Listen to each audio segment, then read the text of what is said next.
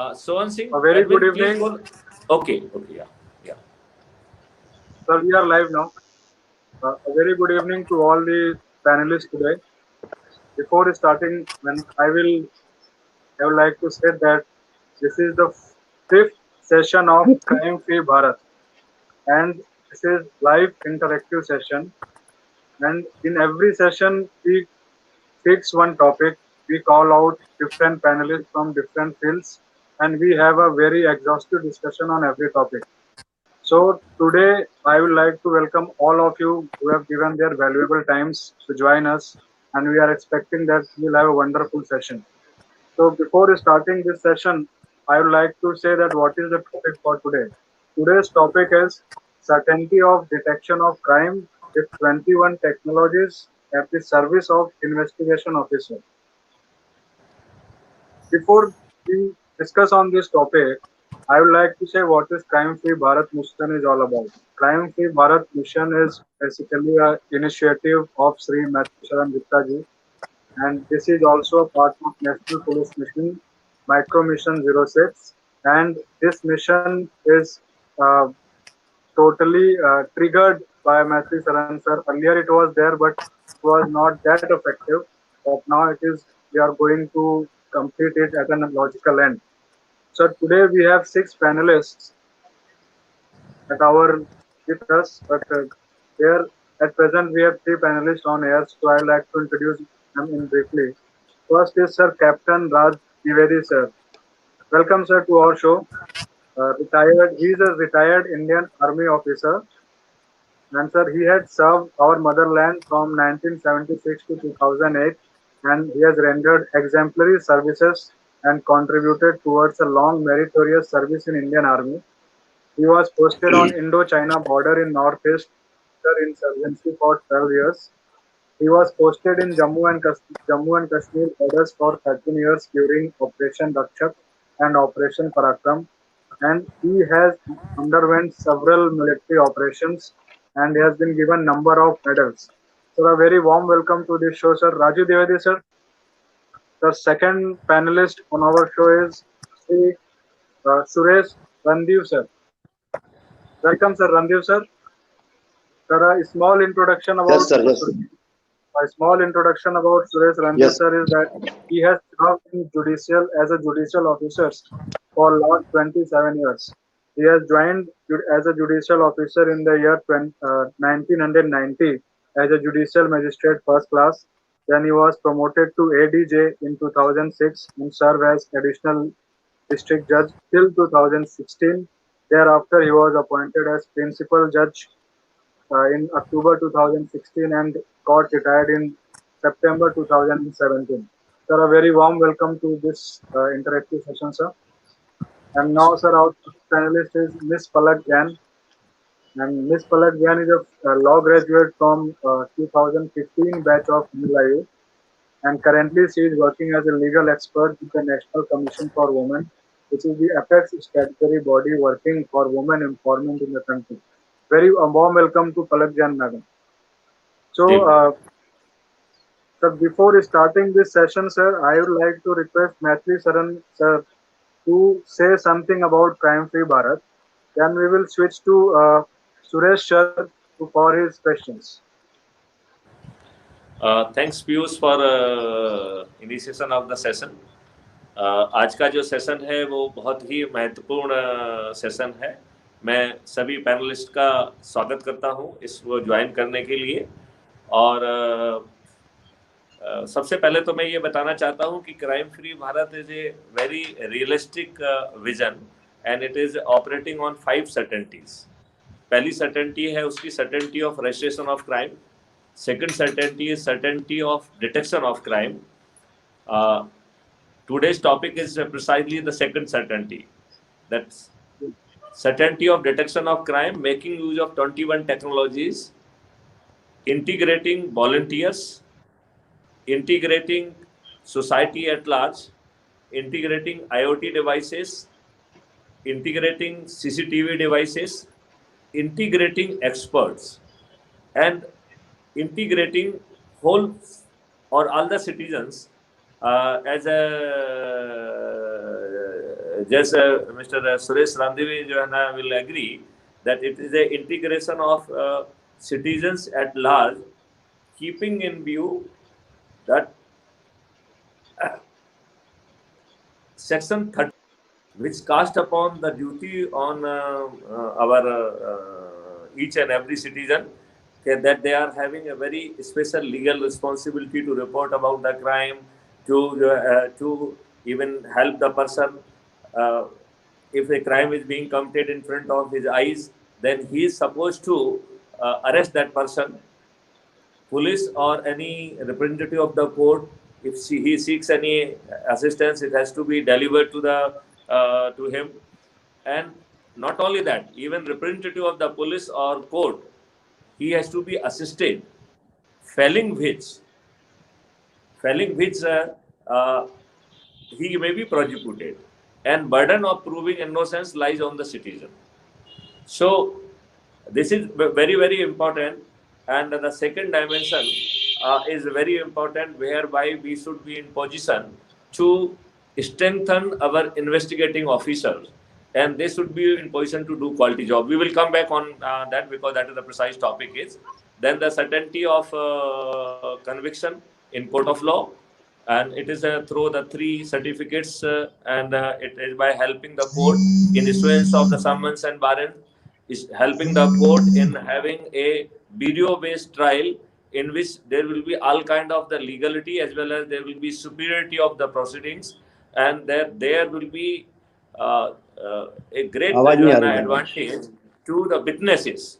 अभी क्या होता है कि विटनेस को जो है ना कोर्ट में जाना पड़ता है, कोर्ट में कई बार जो है उसको ड्यूरेस का सामना करना पड़ता है, कई बार उसको जो है धमकियां भी मिलती हैं, कई बार जो है कोर्ट का एडजॉर्नमेंट हो जाता है, तो बहुत सारी प्रॉब्लम्स आती हैं, जिसके कारण विटनेस जो है बहुत परेशानी में रहता है. So by helping out a very, very decisive way the court, and court can hold their trials through this smart video trial system. And this video trial system take care of all the legal requirement. It take care of all the psychological fears which we are having, including whether our witness is he is really above the fear psychosis. Nobody should threaten him. So there will be there are protocols whereby it will be ensured कि उनके साथ जो है कोई जो आपका witness है वो थ्रेटन ना हो, और डिफेंस लॉयर और प्रोसिक्यूशन भी अपना काम ठीक ढंग से करे, जज की भी हेल्प हो, और जो आपके डॉक्यूमेंट्स वगैरह हैं उनका डिस्प्ले भी बहुत स्मार्ट ढंग से हो. ऐसा कोर्ट का जो ट्रायल सिस्टम है, coupled with these three certificate of the certainty, certificate of integrity, and certificate of chain of custody, and that will be attached with all the evidences. तो इन evidences के साथ जब इतने सारे certificate attached होंगे, तो all evidences they will become infallible, and that's how जो है ना we will ensure certainty of conviction, and then it moves on certainty of prevention. So there is a next topic जो है उस पर रहेगा, तो जब उसमें डिटेल में बात करेंगे. And then we talk about the certainty of rehabilitation of criminal. और जब हम इतनी certainty की बात करते हैं, तो क्रिमिनल जो है वो क्राइम करने के लिए उपलब्ध नहीं होगा, तो क्राइम जो है स्वतः जो है ना उसमें से फिनिश हो जाएगा, क्योंकि there is no criminal available to commit crime. तो इसको बहुत डिटेल में अपन चर्चा के दौरान लेंगे. आज का कोशिश हमारा जो है ये रहेगा कि आपके जो चुनिंदा क्वेश्चन हैं वो जो है इस बात के ऊपर रहे कि how the certainty of the detection would be insured, and how it will B legally admissible, and how it will B integrating everybody. तो ये कैसे सब चीजों को मिला के हम करेंगे, ये एक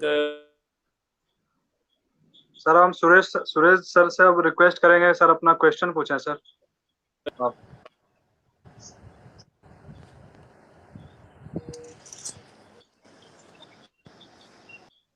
सर आपका क्वेश्चन सर.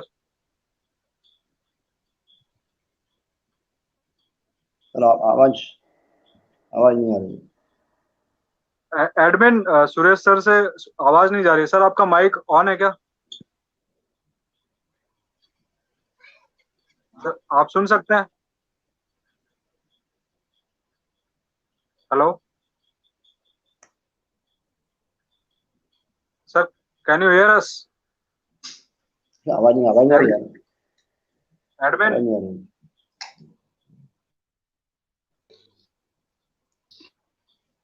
सुरेश सर, आप सुन सकते हैं? मैं मेरा फुल कर दिया तुमने, कम हो गई। सर हम आपको सुन सकते हैं सर। अच्छा, ओके, ग्रेट। सर आपकी आवाज आ रही है जी। Sohan, admin should not be in the panel, so please make it sure that you are not part of it. Yeah. Sohan, आप जो है जो बोल रहा है उसको बड़े फ्रेम में लाइए। ये चीजें आपको बहुत बारीकी से ब्रीफ की गई हैं, कुछ गड़बड़ हो रही है आपकी। या सुरेश जी, मैं आपको सुन नहीं पाया हूँ, एक बार आप अपना क्वेश्चन पुनः रिपीट करेंगे? सुरेश सर, आप अपना क्वेश्चन पूछिए सर।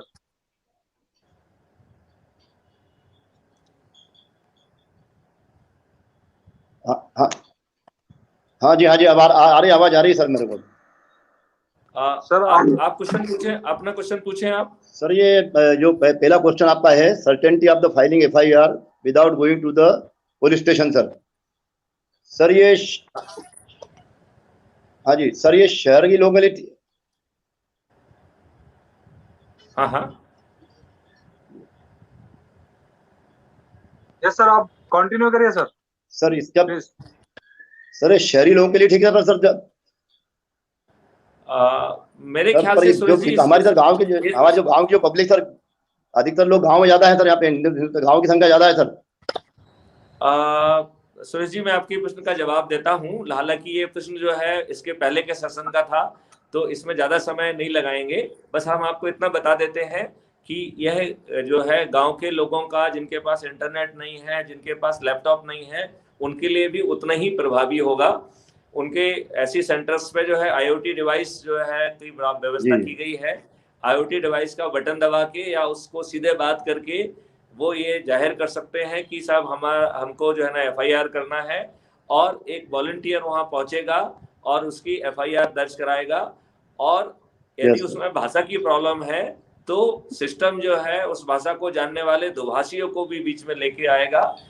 और ऐसा करने से न केवल क्वालिटी ऑफ FIR अच्छी रहेगी, बल्कि जो है जो उसमें सबसे बड़ा एडवांटेज मिलेगा कि there will be 2 additional witnesses also. The witness in process of registration of FIR, they will be the witness to the victim and they will be witness to the scene of crime. तो ये FIR जो है content में superior होगी, क्योंकि उसमें attribute के जो क्राइम के जितने भी एट्रीब्यूट्स हैं उनको जो है वो सिस्टम लेने में सफल होगा, बिकॉज उसको उसकी आर्टिफिशियल इंटेलिजेंस को, उसकी वर्चुअल प्रोसेसर को या उसके चैटबॉट को इस तरह से तैयार किया गया है कि वो जब तक पूरा इंग्रेडिएंट नहीं ले पाएगा तब तक वो विक्टिम से बात करता रहेगा, तब तक उस पॉइंट से उनके वो पॉइंट निकालता रहेगा और उसको एक फॉर्मल FIR में कन्वर्ट करेगा। उसमें जो है विक्टिम के 4 तरीके के सिग्नेचर की व्यवस्था की गई है, और फिर जो है वो CCTNS से SHO के पास पहुंच रहा है, और SHO जैसे उसमें सिग्नेचर करता है वो FIR में कन्वर्ट होगा। तो इस प्रकार, हालांकि ये इस सेशन का प्रश्न नहीं है, लेकिन ये महत्वपूर्ण प्रश्न है, इसको बार बार जवाब देना अच्छा है, क्योंकि ये हमेशा जेहन में सवाल आना बिल्कुल स्वाभाविक है कि गांव की जनता जिसके पास स्मार्टफोन नहीं है, जिसके पास लैपटॉप नहीं है, और ऐसे ही लोगों की थाने में सुनवाई ज़्यादा मुश्किल से होती है। जो लोग हैप्स वाले हैं, जो वो किसी न किसी प्रकार से, किसी न किसी के माध्यम से वो अपनी FIR लिखा ही लेते हैं, चाहे उन्हें अपने प्रभाव का उपयोग करना पड़े। लेकिन ऐसे गांव के लोग हैं जो कि जिनका कोई सुनने वाला नहीं है, उनकी ज़्यादा समस्या होती है। तो ये सिस्टम उनकी बहुत जोर से मदद करेगा, जैसा मैंने आपको एक्सप्लेन किया है। मेरा आग्रह है पैनलिस्ट से कि जो अपने क्वेश्चन जो है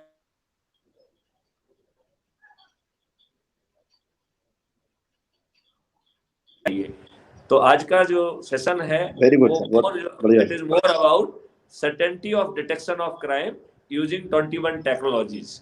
तो यदि हम इसके आसपास जाएंगे तो उसमें ज्यादा आनंद आएगा और पुराने सेशंस की चीजें शायद कम रिपीट करना पड़ेंगी। सर अगला सवाल हम सर पलक जैन मैडम चलेंगे। पलक जैन मैडम, आप अपना सवाल पूछें। थैंक यू पीयूष जी। मेरी आवाज अगर सबको आ रही है तो एक बार नोट कर दीजिए। जी पलक जी, नमस्कार। नमस्कार सर। सबसे पहले तो आप सबका धन्यवाद करना चाहूंगी, आप मुझे इस मंच पर बुलाया और बहुत ही इंटरेस्टिंग टॉपिक है, बहुत ही रेलेवेंट टॉपिक है। मेरा काम जहां तक है खासकर विमेन रिलेटेड केसेस से है, तो हो सकता है मेरा जो क्वेश्चन का एंगल हो वो थोड़ा सा क्राइम्स अगेंस्ट विमेन रिलेटेड। पलक जी थोड़ा सा मैं इंटरफियर करूंगा यहाँ पे। जी मेरा वीडियो ऑफ हो गया है। I will quickly go out and then I will come back and I would like to listen your question because I would not like that my video should be off, so it is a technical issue. I will just come back. जी sir, बिल्कुल मैं wait करती हूँ। पीयूष जी, तब तक मैं थोड़ी सी अगर आप इजाजत दें अगर, तो मैं कुछ थोड़ी भूमिका बना दूं अगर क्वेश्चन की फॉर द ऑडियंस, क्योंकि सर तो क्वेश्चन को डायरेक्टली आंसर कर देंगे।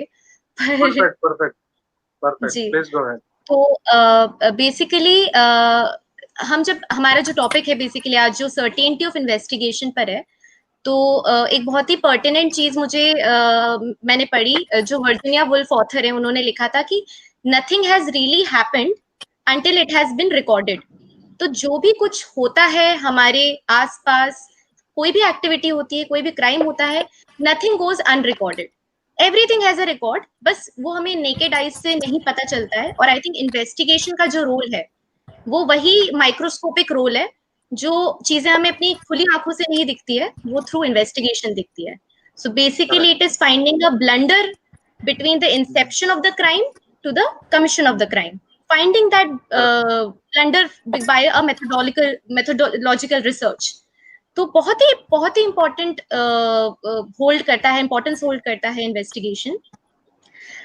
With respect to sexual offences against women या crimes against women in general, mostly जो हम अभी देख रहे हैं, जो अभी देखने में आता है कि डीएनए रिलेटेड एविडेंस जो होता है वो अभी बहुत ज्यादा इंपॉर्टेंस दिया जाता है, and it does make sense.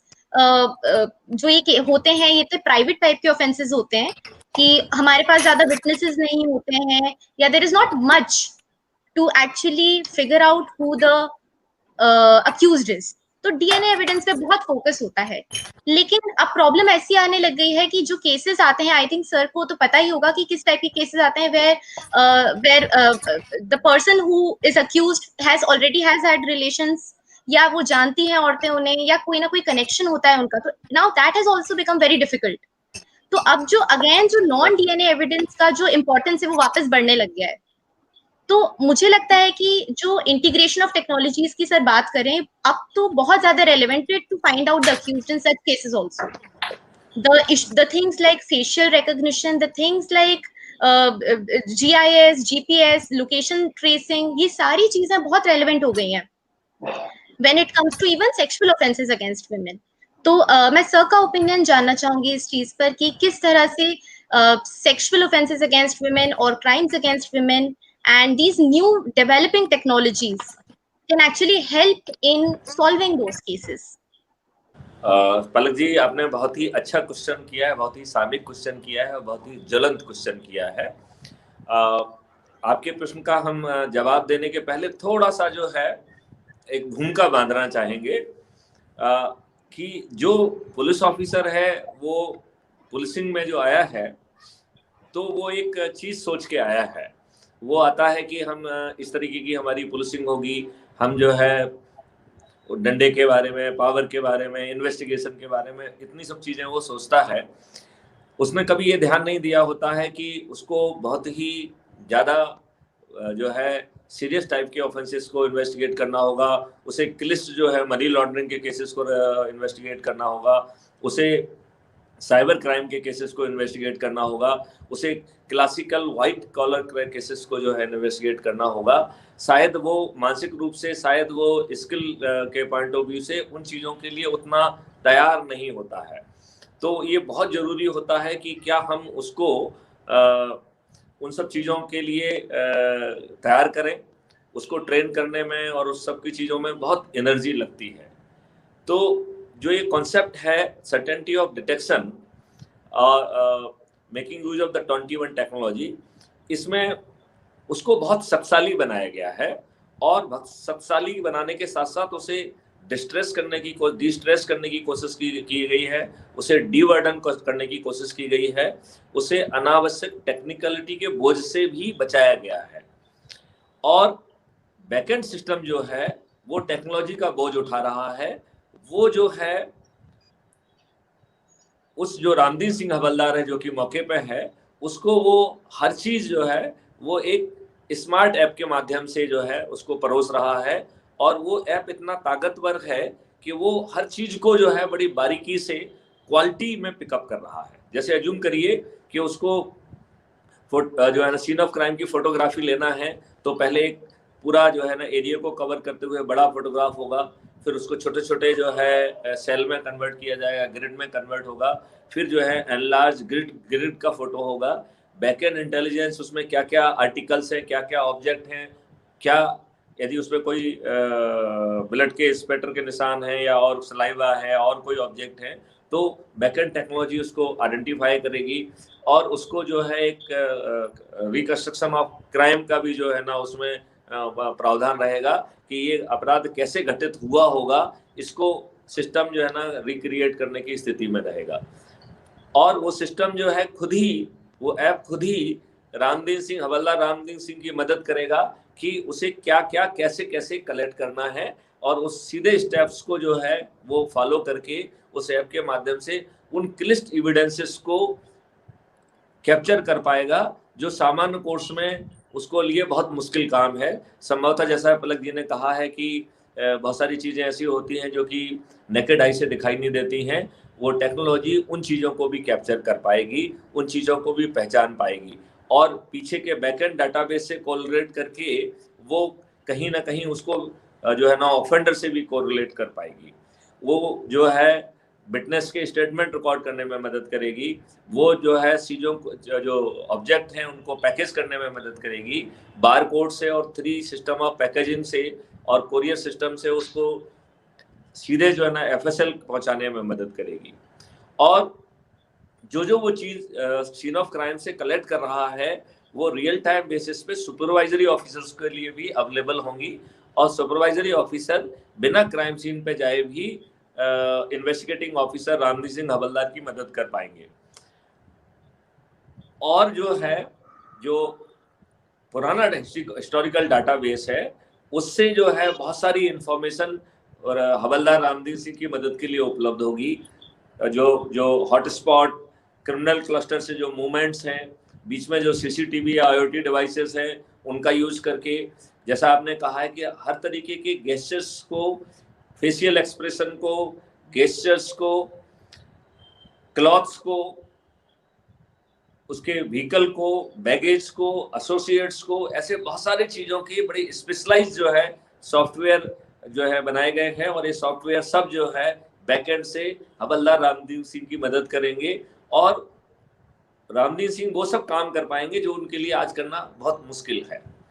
Then real time basis पे एक्सपर्ट ऐप के माध्यम से जोड़ा गया है, तो जो चीज़ यहाँ से टेक्नोलॉजी जो है ना उसको आइडेंटिफाई कर रही है, चाहे वो किसी भी टेक्नोलॉजी का यूज कर रहे हो, चाहे फेस का यूज कर रहे हो, चाहे गेस्चर्स का यूज कर रहे हो, या फेशियल एक्सप्रेशन का यूज कर रहे हो, या क्लॉथ्स का यूज कर रहे हो, अपराल का यूज कर रहे हो, या बैगेज और एक्सेसरीज का यूज कर रहे हो, या व्हीकल का यूज कर रहे हो, या हम एसोसिएट्स का यूज कर रहे हो, जो जितने भी एट्रीब्यूट्स हैं क्रिमिनल्स के, उन सब का यूज करने के बाद जो फाइंडिंग रिजल्ट्स होंगे वो फाइंडिंग रिजल्ट टेक्नोलॉजी 200% सर्टेनिटी के साथ कह सकती है कि there is no fallacy, because वो एक एट्रीब्यूट का यूज नहीं कर रही है, वो 5 या 8 एट्रीब्यूट्स का यूज कर रही है। यदि कोई 2 या 3 एट्रीब्यूट भी मैच कर रहे हैं तो हम गारंटी के साथ कह सकते हैं कि 100% जो है वो उसका जो रिजल्ट है वो 100% रिलायबल होगा, 100% सर्टेन होगा। लेकिन हमने एक बहुत ध्यान इसमें ये रखा है कि हम टेक्नोलॉजिकल सुपीरियरिटी की बात नहीं करेंगे, हम जो है इसमें ह्यूमन को और उसको आपस में इंटीग्रेट करने की बात कर रहे हैं। तो सिस्टम जो है, जो टेक्निकल आउटपुट है उसको रियल टाइम बेसिस पे एक्सपर्ट के पास ले जाएगा, उस एक्सपर्ट के ऐप में सीधा वो चीज़ें वहाँ अवतरित हो जाएंगी और एक्सपर्ट ऐप में बहुत सारे वो टेक्निकल फीचर डाले गए हैं जिससे एक्सपर्ट्स अपना काम बहुत अच्छे ढंग से कर पाएगा। यदि एक्सपर्ट अपना कोई एक्सटर्नल डिवाइस का यूज करता है तो वो डिवाइस भी एक्सपर्ट के ऐप से बात कर पाएगा थ्रू आईओटी इंटरफेस। तो आईओटी जो एक्सपर्ट है वो एक बहुत ही क्वालिटी मदद कर पाएगा।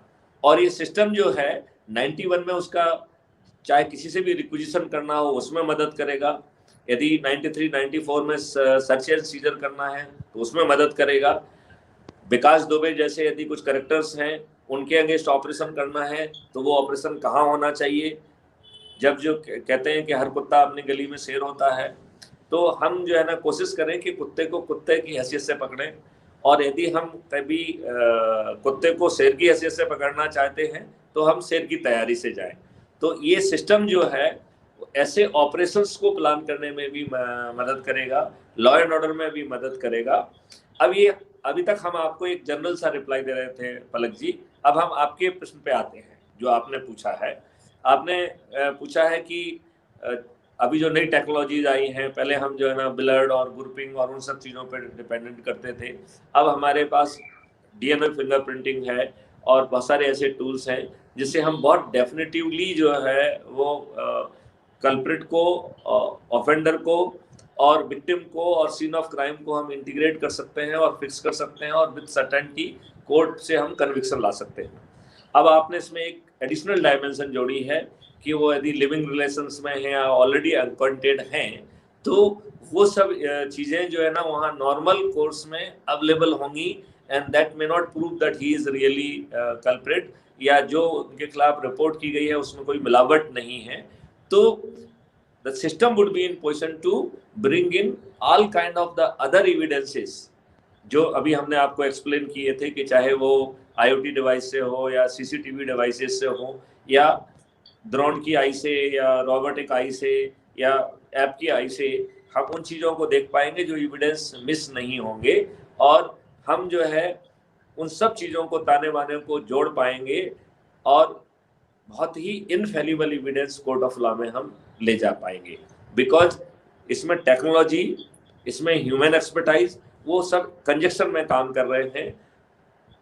प्रदेश की जो देश के जो 137 करोड़ लोग हैं वो भी जो है ना एक इसमें जो सिटीजन ऐप है या वॉलंटियर ऐप है उसके साथ जुड़े हुए हैं, तो वो हवलदार रामदीन सिंह को वो इनपुट भी दे पाएंगे जो कि किसी व्यक्ति के पास है और वो जो है किसी कारण से सामने नहीं आना चाहता है, तो वहाँ विटनेस की दो जो है ना कैपेसिटी होंगी।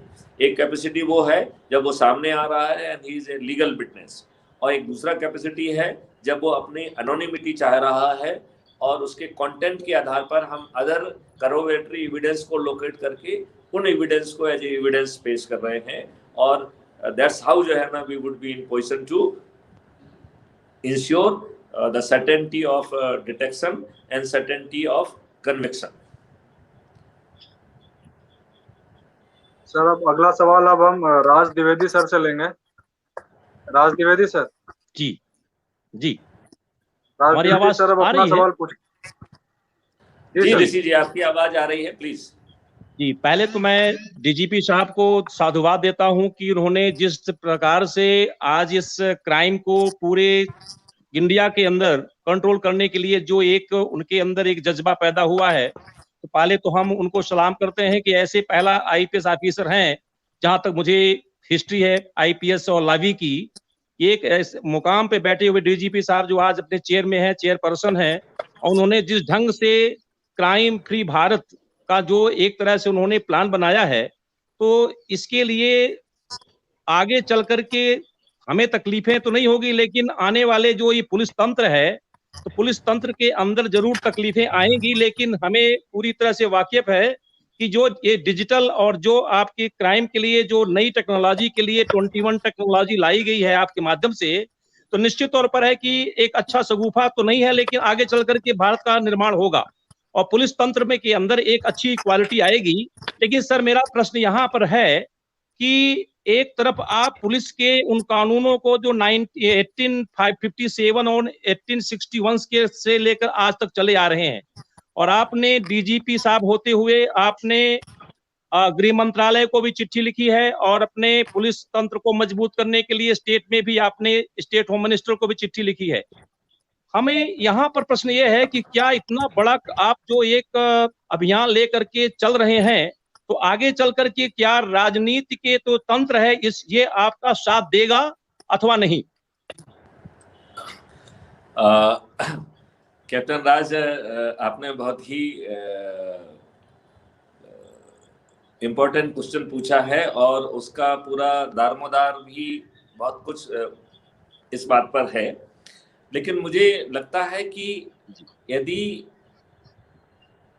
हम पूरा ताना माना बनाते हैं और उसको ठीक ढंग से हम आगे बढ़ाते हैं तो वो निश्चित तौर पर जो है एक अमली जामा की शक्ल में पहुंचेगा। और इससे तब और ज्यादा जब आप जैसे आप ध्यान से इस बात को देखें कि आज के समय में आपको अपनी एफआईआर लिखाना भी कई बार बहुत मुश्किल हो जाता है, और जहां पर कि जो आपने अभी बहुत सारी हकीकत बताई हैं, पॉलिटिकल नॉन पॉलिटिकल जो ग्राउंड रियलिटीज बताई हैं, उनसे जो है ना कई बार आशा नहीं बनती है कि इतना बड़ा परिवर्तन संभव हो पाएगा, क्या हमारा भारत जो है सच में अपराध मुक्त हो पाएगा। इसमें ढेर सारे संशय लोग बाग पालते हैं। तो आपने बात को बहुत अच्छे ढंग से पकड़ा है। हमने इसमें काफी देखा जाए तो इसको करीबन 2015-2016 से लगे हुए हैं। 2017 में हमको पहली सफलता मिली जब हमने गृह मंत्रालय को एमएचए को चिट्ठी लिखी और एमएचए की चिट्ठी के आधार पर बीपीआरएनडी ने इसे नेशनल पुलिस मिशन माना और उसका नाम था GRP help app and integrated investigation support system for detecting almost all offences across the country. ठीक है ना। इसको 2017 में एक कानून का जो है एक नेशनल पुलिस मिशन की मान्यता प्राप्त हुई। फिर हम वहां से मेरा ट्रांसफर डीजी होमगार्ड का हो गया, तो हमने डिसास्टर मैनेजमेंट पे जो है ना कार्रवाई की और एक state disaster response monitoring command system बनाया। एंड देन जो है एक ताना वाना बना कि हम अपने मध्य प्रदेश को डिसास्टर रेजिलिएंट स्टेट क्यों बनाएं, कैसे बनाएं, और फिर कई प्रेजेंटेशन हमने नेशनल डिसास्टर मैनेजमेंट अथॉरिटीज को भी दिए और हमने कहा कि इस फार्मूला को पूरी कंट्री पूरे इंडिया में जो है ना एक्सटेंड किया जा सकता है। खुद किस्मती से मेरा ट्रांसफर वहाँ से डीजी पुलिस रिफॉर्म हो गया और मुझे पुलिस रिफॉर्म में थोड़ा सा पर्याप्त समय मिल गया, तो मैं जो मेरी सोच थी उसको हम क्राइम फ्री भारत का रूप दे पाए और उसमें जो ना जो 5 अनसर्टेनिटी हमने आपको कही हैं हम उनको प्रूव पाए। अब जो आपने मुख्य मुद्दा उठाया है उस पर हम आते हैं। आपका मुख्य मुद्दा बहुत ही बारीक है कि क्या ये हो पाएगा। तो सबसे पहली जो परेशानी आती है कि पुलिसिंग जो है वो स्टेट सब्जेक्ट है। तो ये स्टेट सब्जेक्ट क्या होता है और ये सेंट्रल सब्जेक्ट क्या होता है, इसको थोड़ा सा मैं समझाता हूं, क्योंकि आप में से हो सकता है कुछ लोगों को संविधान के उन बारीकियों का शायद जो है ना उतना गहराई से शायद मालूम ना हो। तो वो सेंट्रल की कार्रवाई होगी या स्टेट की कार्रवाई होगी या कॉन्करेंट कार्रवाई होगी, ये हमारा शेड्यूल 7 डिसाइड करता है। संविधान में एक शेड्यूल 7 है जिसमें 3 लिस्ट है, लिस्ट 1, लिस्ट 2 और लिस्ट 3। लिस्ट 1 जो है वो केंद्र शासन की लिस्ट होती है, लिस्ट 2 जो है वो राज्य शासन की या स्टेट की लिस्ट होती है, और जो लिस्ट 3 होती है वो कॉन्करेंट लिस्ट होती है। उसमें केंद्र शासन भी कानून बना सकता है, केंद्र शासन की भी जिम्मेवारी है और राज्य सरकार की भी जिम्मेवारी है। और यदि कहीं पे कोई अंतर्विरोध होता है तो जो सेंटर ने नियम बनाया है, सेंटर ने जो कानून बनाया है वो जो है ना प्रिवेल करेगा, और to the extent of inconsistency जो स्टेट गवर्नमेंट का जो रूल है और जो नियम है या कानून है वो नल एंड वॉइड रहेगा। ये हमने थोड़ा सा खाका आपको संविधान का बताने की कोशिश की। तो इसमें एक एंट्री 2 होती है जिसमें policing including rural and railway policing ये राज्य सरकार को दी गई है जी। और जनरली ये भ्रम रहता है कि भाई पुलिसिंग है तो अब तो राज्य सरकार के पास है, राज्य सरकार ही इसमें अकेली कार्रवाई कर सकती है। और राज्य सरकारों में बहुत वेरिएशन है। आप देख रहे हैं अलग अलग तरह की सरकारें होती हैं, अलग अलग तरह के मुख्यमंत्री होते हैं। मध्य प्रदेश इस बारे में बहुत लकी रहा है कि हमारे मुख्यमंत्री, हमारे गृह मंत्री बहुत ही संवेदनशील रहे हैं और उन्होंने जनरली जनोन्मुखी ही कार्रवाइयां की हैं। लेकिन बहुत सारे ऐसे राज्य हैं, मुझे बताने की जरूरत नहीं, जहाँ पे आप देख सकते हैं कि बहुत सारा डेविएशन है, बहुत सारे जो है ना गड़बड़ियां हैं।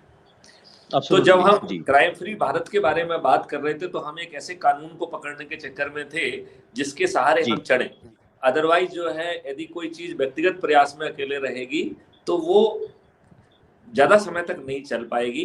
यदि उसका जो है कॉन्स्टिट्यूशनल बेसिस होगा या स्टैट्यूटरी या लीगल बेसिस होगा तो वो चीज ज्यादा आसानी से चल पाएगी और लंबे समय तक चल पाएगी। ठीक है ना? बहुत सुंदर। तो हमने जो है लिस्ट 1 में एक एंट्री है 65C।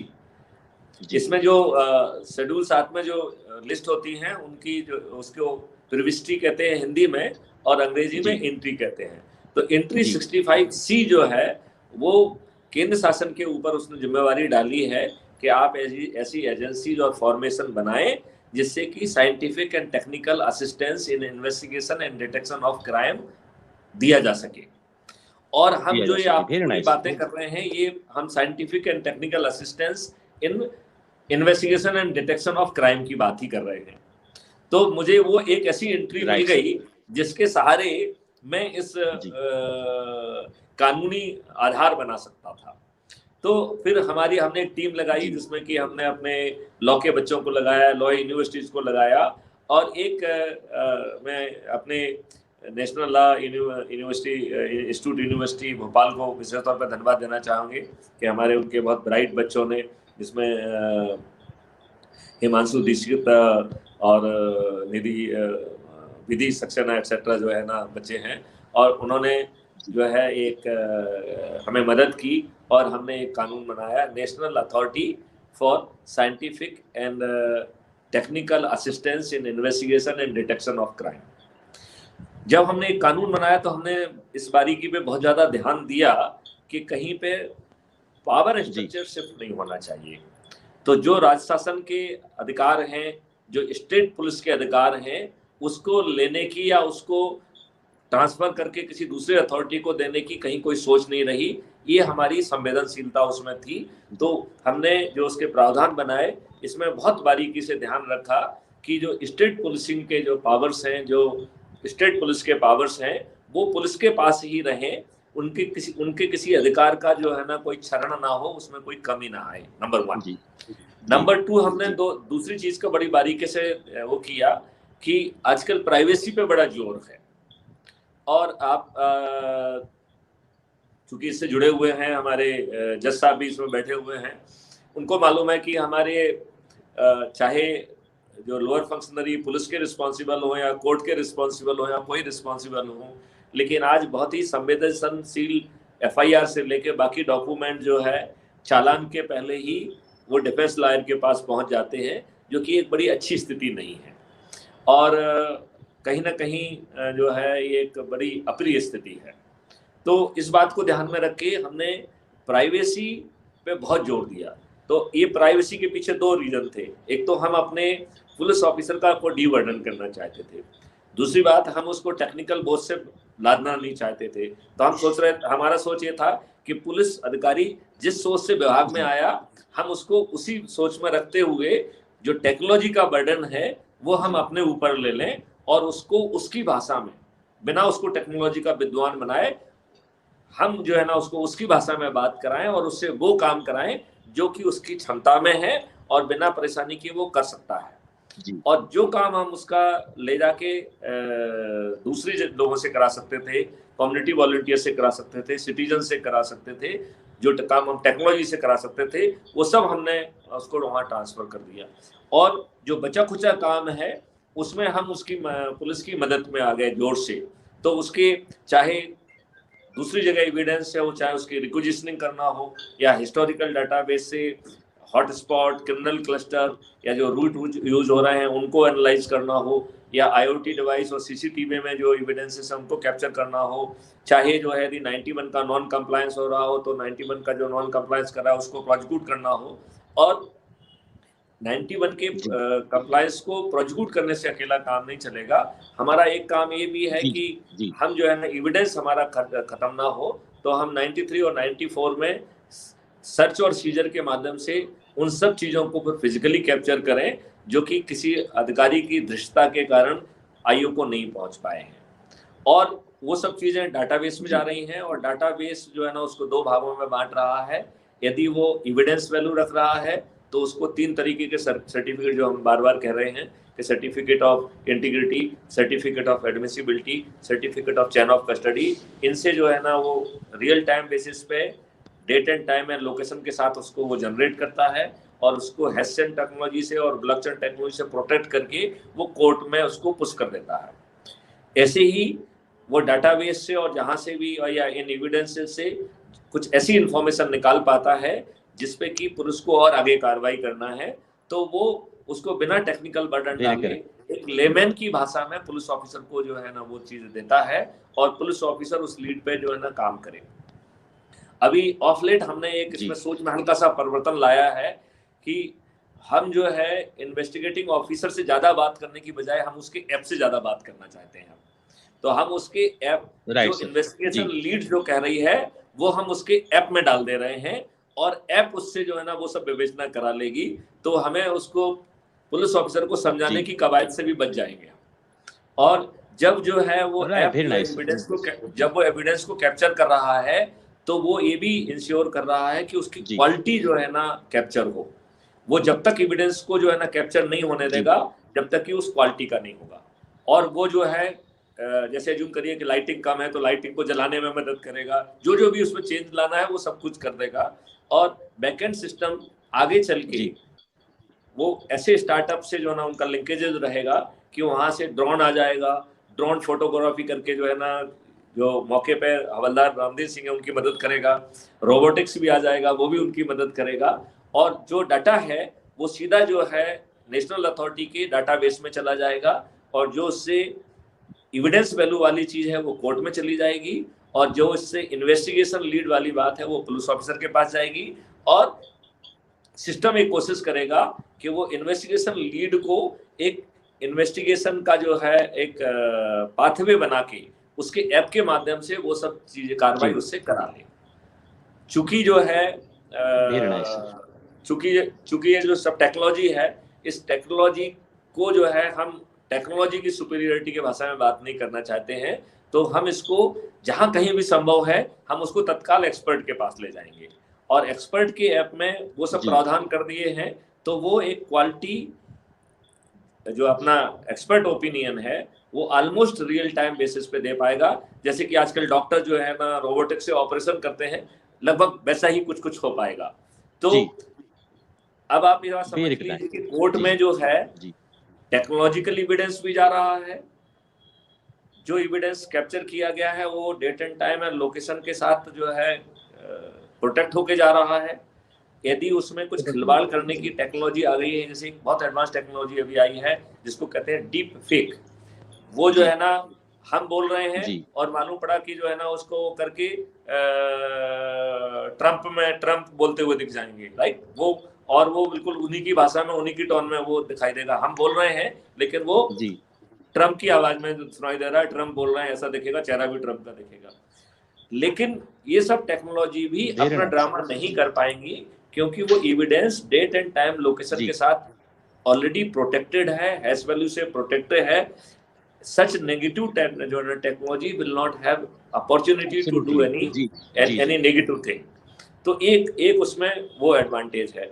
तो जो नेशनल अथॉरिटी है, एक तो ये पावर के बैलेंस को जो है ना सुरक्षित रख रही है, दूसरा जो है ये जो प्राइवेसी है उस प्राइवेसी को, चाहे वो सिटीजन की प्राइवेसी हो चाहे वो क्रिमिनल की प्राइवेसी हो, सभी की प्राइवेसी को बढ़ा रही है। It is guaranteeing more of privacy than वैसे तो जो है ना अथॉरिटी में जो बैठे लोग हैं उनको किसी बहुत ज्यादा इंफॉर्मेशन का जो है ना एक्सेस नहीं रहेगा क्योंकि अधिकांश इंफॉर्मेशन इनक्रिप्टेड फॉर्मेट में है and it is not legible and understandable by anybody, right.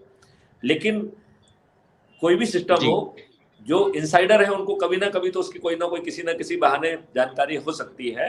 तो इसमें कानून में ये प्रावधान भी किया गया है कि जो नेशनल अथॉरिटी के भी लोग हैं जो इनसाइडर हैं, यदि जो चीज बाय एक्सीडेंट उनके नोटिस में आ जाती है, चाहे वो मेंटेनेंस के समय आ जाए या किसी अन्य समय पे आ जाए, यदि वो इंफॉर्मेशन को किसी अल्टीरियर पर्पस के लिए यूज करते हैं तो that will be a crime, and it will be very serious crime with it will be cognizable offense, it will be non-bailable offense, and it will be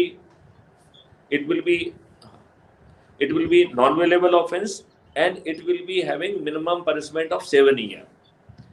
तो जो अंदर बैठा व्यक्ति है वो भी किसी तरीके से गड़बड़ी करने की उसकी क्षमता को बाधित कर दिया गया है।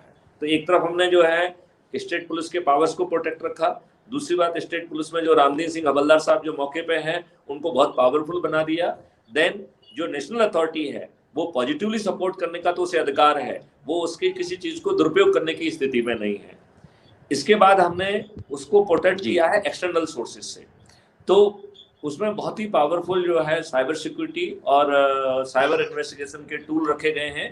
तो बैक एंड पे वो सब साइबर इन्वेस्टिगेशन खुद होता जा रहा है, everything is available in log. लेकिन इसके बावजूद भी यदि कोई जुर्रत करके वहां पहुंच जाता है तो जी उस सिस्टम में इंटर करने का भी जो है ना attempt will be a crime. और उसमें जैसा कि हमने अभी इनसाइडर के लिए क्राइम कहा है, ऐसे ही अनऑथराइज अटेम्प्ट ऑफ एक्सेस, क्योंकि 99% ही will not get access, right. But यदि वो उसने कोशिश भी की तो दैट कोशिश भी जो है ना it will be a cognizable offence, it will be serious non-bailable offence with the minimum punishment of 7 years। और जो इस तरीके का अटेम्प्ट करते हैं वो टेक्नोलॉजिकल लोग करते हैं, भले लोग होते हैं, समझदार लोग होते हैं। यदि उन्हें मालूम है कि हमें पूरे एविडेंस ऑलरेडी अवेलेबल होंगे और हमें सर्टेनिटी के साथ 7 साल जेल जाना पड़ेगा, तो वो ऐसा ऑफेंस कदापि नहीं करेंगे। तो इस तरीके के हमने उसमें नेटवर्क रखे हैं और एक बहुत ही पावरफुल कानून भी जो है ना हमने ड्राफ्ट बनाया है। अभी हम एक आध दिन में ही उसको BPRND में भेज रहे हैं। 21 अगस्त को जो है ना इसकी दूसरी रिव्यू बैठक है। हम कोशिश करेंगे कि उसमें BPRND उसको MHA और होम मिनिस्टर और प्राइम मिनिस्टर तक भेजे। और ये इतनी बड़ी चीज है कि ये ब्यूरोक्रेटिक लेवल पे हैंडल नहीं हो सकती है, इसमें पॉलिटिकल डिसीजन होना होगा। उसमें जो है ना एक कॉल जो है ना हमारे माननीय अमित शाह जी को लेना होगा, हमारे माननीय प्राइम मिनिस्टर नरेंद्र मोदी जी को लेना होगा।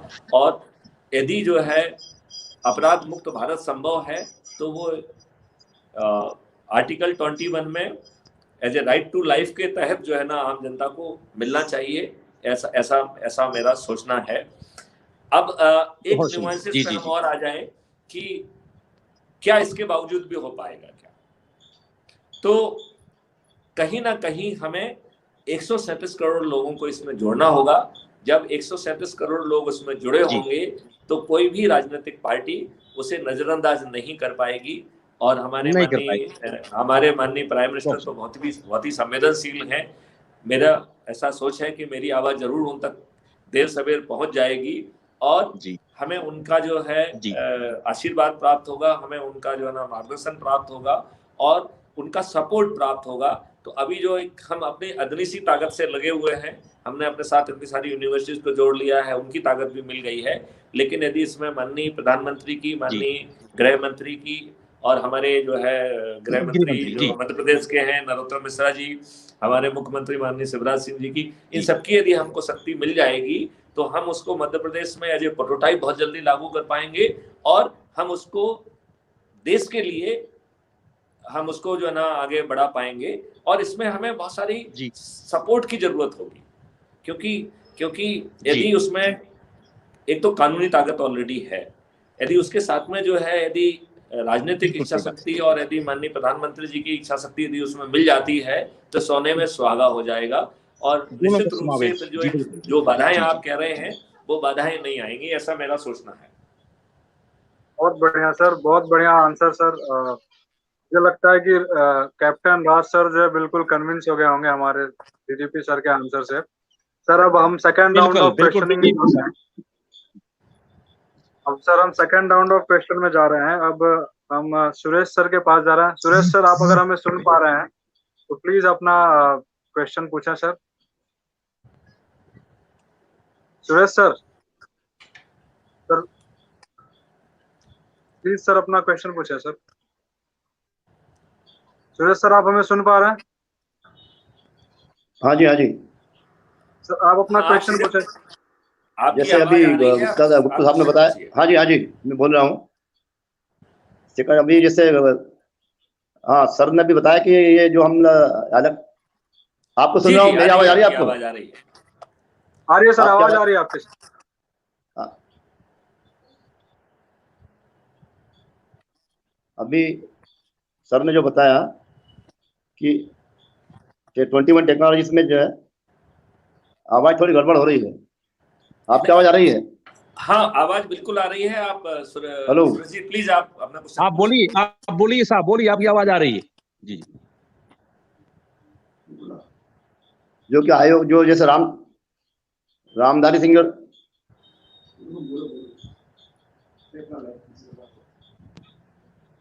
हाँ जी हाँ जी हाँ जी। तो अभी जो सर आपने बताया कि इन्वेस्टिगेशन ऑफिसर जो अलग होगा और हमारी जो टेक्नोलॉजी वाले जो हैं वो अलग होंगे, तो इसके लिए क्या अलग से आपको अलग विंग खड़ी करना पड़ेगी? जैसे जैसे इन्वेस्टिगेशन अलग इन्वेस्टिगेशन होगी या लाइन ऑर्डर वाले संभालते हैं अभी जैसे जो वो अलग रहेंगे? आपने बहुत ही सुंदर प्रश्न पूछा है कि कोई को कैसे क्राइम मत और हाँ हाँ, आपका प्रश्न पूरा नहीं हुआ हो तो उसे कंप्लीट कर ले।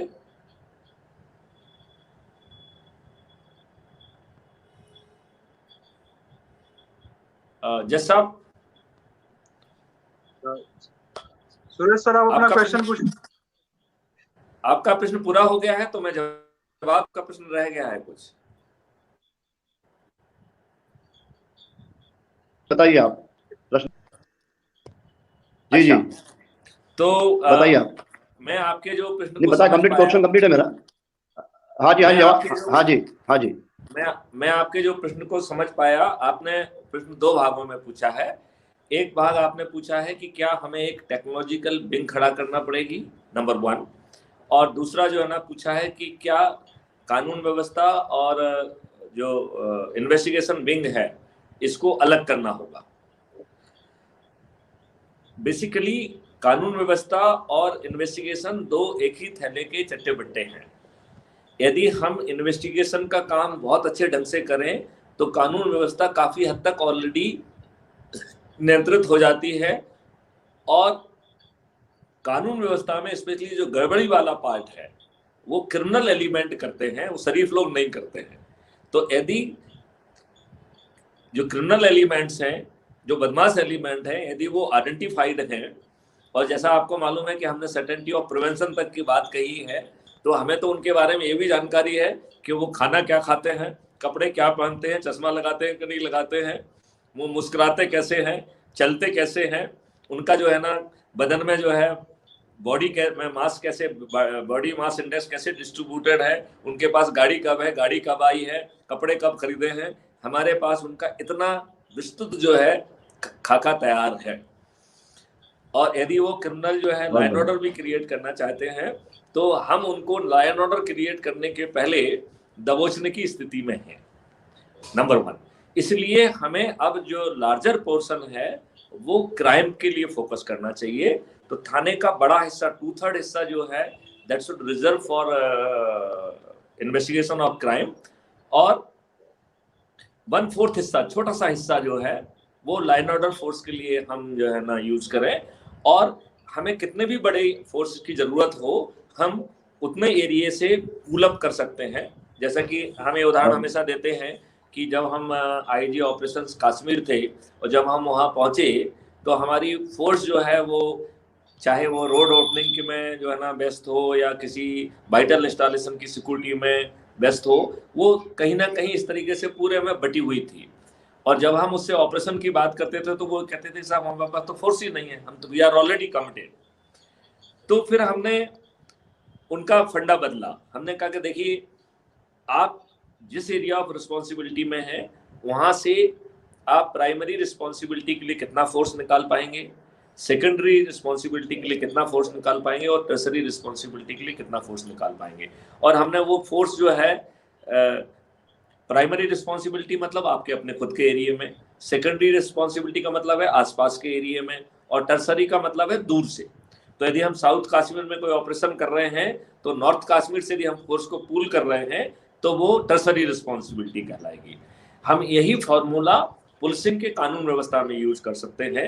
यदि हमें 10,000 आदमी चाहिए तो हम जो लाइन ऑर्डर कंपोनेंट है उसके बड़े एरिया से उतना फोर्स को हम विड्रॉ कर लेंगे, तो फोर्स कभी एक प्रॉब्लम नहीं होगी और हमारे पास कमिटेड लोग जो है वो कानून उसके लाइन उसके इन्वेस्टिगेशन के लिए अवेलेबल रहेंगे।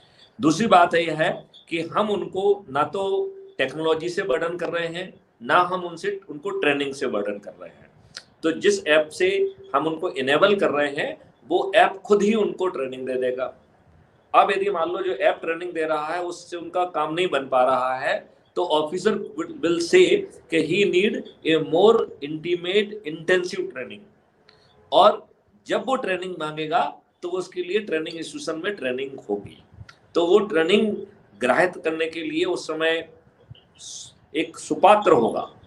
अभी क्या होता है, हम जिन लोगों को ट्रेनिंग में भेजते हैं वो फील्ड में नहीं होते हैं, जो फील्ड में होते हैं वो ट्रेनिंग में नहीं जाते हैं और ना वो सीखने की इच्छा रखते हैं ना वो सीखने की इच्छा रखते हैं। कुल मिला के उसका जो ट्रेनिंग का जो सही फायदा मिलना चाहिए वो ग्राउंड पे मिल ही नहीं पाता है। तो हम उसको टेक्नोलॉजी के लोड से, टेक्निकल अंडरस्टैंडिंग के लोड से हमने उसको बचा लिया। उसको ये समझने की बिल्कुल जरूरत नहीं है कि CDR क्या होती, फलाना ये होती वो होती, कुछ नहीं चाहिए उसको। हम उसको बिल्कुल पके पकाए प्लेटर में उसको इन्वेस्टिगेशन लीड देंगे और चूंकि हम पकी पकाई लीड दे रहे हैं जिसको हम कोर्ट में प्रूव कर पाएंगे तो वो investigation lead will become additional evidence कि हमने ये इन्वेस्टिगेशन लीड इस आधार पे दी थी। यदि कोर्ट चाहेगा तो हम इन्वेस्टिगेशन लीड के पीछे हमारे पास क्या साक्ष्य थे वो हम कोर्ट में पेश कर सकते हैं। और ये जो इन्वेस्टिगेशन लीड बड़ी साधारण सी लीड होगी तो इसे ज़्यादा समझने की जरूरत नहीं है, और ये इन्वेस्टिगेशन लीड उसके इन्वेस्टिगेशन ऐप से सीधे बात कर रही है तो बहुत सारी चीज़ हम उसकी इन्वेस्टिगेटिव प्रोसेस में डाल देंगे और जो चीज़ इन्वेस्टिगेशन लीड के कारण हमें इन्वेस्टिगेशन से निकालना है वो इन्वेस्टिगेशन ऐप ही उसको निकालने में मदद करेगा और वो भी क्वालिटी एविडेंस कलेक्ट करने में मदद करेगा। राइट, तो अब मैंने आपके मेरे ख्याल से दोनों प्रश्नों का जवाब देने की कोशिश की है। एक बात हमने ये कहने की कोशिश की कि उसको टेक्नोलॉजिकल बर्डन नहीं करेंगे। दूसरा हमने कहा हाँ क्राइम और ये जो लाइन ऑर्डर है ये ऑलरेडी जो है सुप्रीम कोर्ट ने भी ऑर्डर किया है, बहुत सारे कमीशन ने भी कहा है, तो हमें ये दोनों विंग को सेपरेट करना ही चाहिए।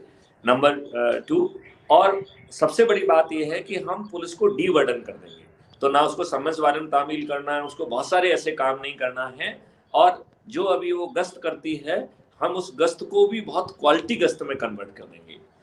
वो जो है ना एक रटी गटी गश्त नहीं करेगी, सिस्टम उसको बताएगा कि आज उसको कहाँ गश्त करने जाना है, उसको रात को 12 बजे कहाँ होना है, रात को 1 बजे कहाँ होना है, 2 बजे कहाँ होना है, इस तरीके से होगा। और जो ये 100 नंबर की भी गाड़ियां हैं जिनके अभी पॉइंट फिक्स हो गए हैं, ये पॉइंट फिक्स नहीं होंगे, वो सिस्टम उनको बताएगा कि अब आप इस पॉइंट पे चले जाओ। तो उससे क्या होगा कि उसकी एक प्रभावी प्रेजेंस होगी और वो जहां मूव करेगा वो प्रिवेंशन के पॉइंट ऑफ व्यू से मूव करेगा कि अपराधी अपराध करने के पहले हम उसे कैसे धर दबोचे, उस स्ट्रेटेजी के तहत वो जो है ना वो वर्क करेगा। और इसमें जो सेक्शन 39 के तहत आम जनता पे जिम्मेवारी डाली गई है तो उसे हम वॉलंटियर के बतौर जो है ना इंटीग्रेट करते हुए, जहाँ पे पुलिस का बल कम पड़ रहा है हम वहाँ ट्रेन कम्युनिटी वॉलंटियर का यूज करके उस कमी को भी पूरा करेंगे। और हम जो अभी कभी कभार जो है ना पुलिस पिट जाती है, पुलिस के साथ जो है ना हो जाता है, कई बार पुलिस के ऊपर अटैक हो जाता है या बेकसा जो है ना वो 8-8 हमारे साथियों को मार गिराते हैं, इस तरीके के जघन्य अपराध भी कर देते हैं। ऐसे हालात हम जो है वो पैदा होने नहीं देंगे, ऐसा इनबिल्ट जो है ना व्यवस्था होगी। तो जब आप एक ऐसे व्यक्ति को जो है ना टच करना चाह रहे हैं तो सिस्टम जो है ना खुद अपने आप जो है ना ऐसे सब व्यक्तियों को जो है ना टच करेगा और एक एक करके घेरेगा उनको, और वो जो है जूनियर ऑफिसर को उनके लेवल पे घटिया ऑपरेशन नहीं करने देगा। वो उनको वहां पकड़ेगा, कुत्ते की औकात में पकड़ेगा और पूरी तैयारी के साथ पकड़ेगा और एक पूरी ऑपरेशनल स्ट्रेटेजी जो है वो पीछे मदद कर रही होगी, कौन से रूट पे जाना है, कहाँ से क्या इंफॉर्मेशन आना है। और जैसे कि अभी कंजर पारदी वहां से ऊपर से चढ़ के आपके ऊपर नजर रखते हैं, इसका बस उल्टा होगा। हमारे वॉलंटियर्स अपराधी के बारे में नजर रखेंगे और हमारे पास real time information IoT devices से, CCTV डिवाइस से और वॉलंटियर से पहुंचेगी और हम बहुत ही प्रिसाइज ऑपरेशंस कर पाएंगे, हम बहुत आसानी से गिरफ्तारियां कर पाएंगे और हम बहुत आसानी से जो है जघन्य अपराधों को जो है वो पतारसी कर पाएंगे और उनको उनमें प्रभावी ढंग से कोर्ट से उन्हें सजा भी दिला पाएंगे। सर बहुत अच्छा सर, बहुत अच्छा आपका आंसर रहा सर। हम अपने अगले गेस्ट के पास चलेंगे, पलक मैडम के पास। पलक मैडम, आप अपना सवाल पूछें। बहुत बढ़िया। मैं थ्रू आउट द डिस्कशन सारी बातें सुन रही थी और पॉइंट्स जॉट डाउन कर रही थी। तो एक्चुअली एक मेरा सजेशन है कपल्ड विद अ क्वेश्चन। जो हम लोगों ने, मैंने जो समझने की कोशिश करी है अभी तक, जो हम जिस ऐप के बारे में हम डिस्कशन कर रहे हैं या जो उसके बेनिफिशियरीज हैं, जो हमारे इन्वेस्टिगेटिंग ऑफिसर्स हैं, उसके अलावा मुझे लगता है कि जो सर्टेनिटी ऑफ इन्वेस्टिगेशन है, it is very intrinsically linked with certainty of conviction.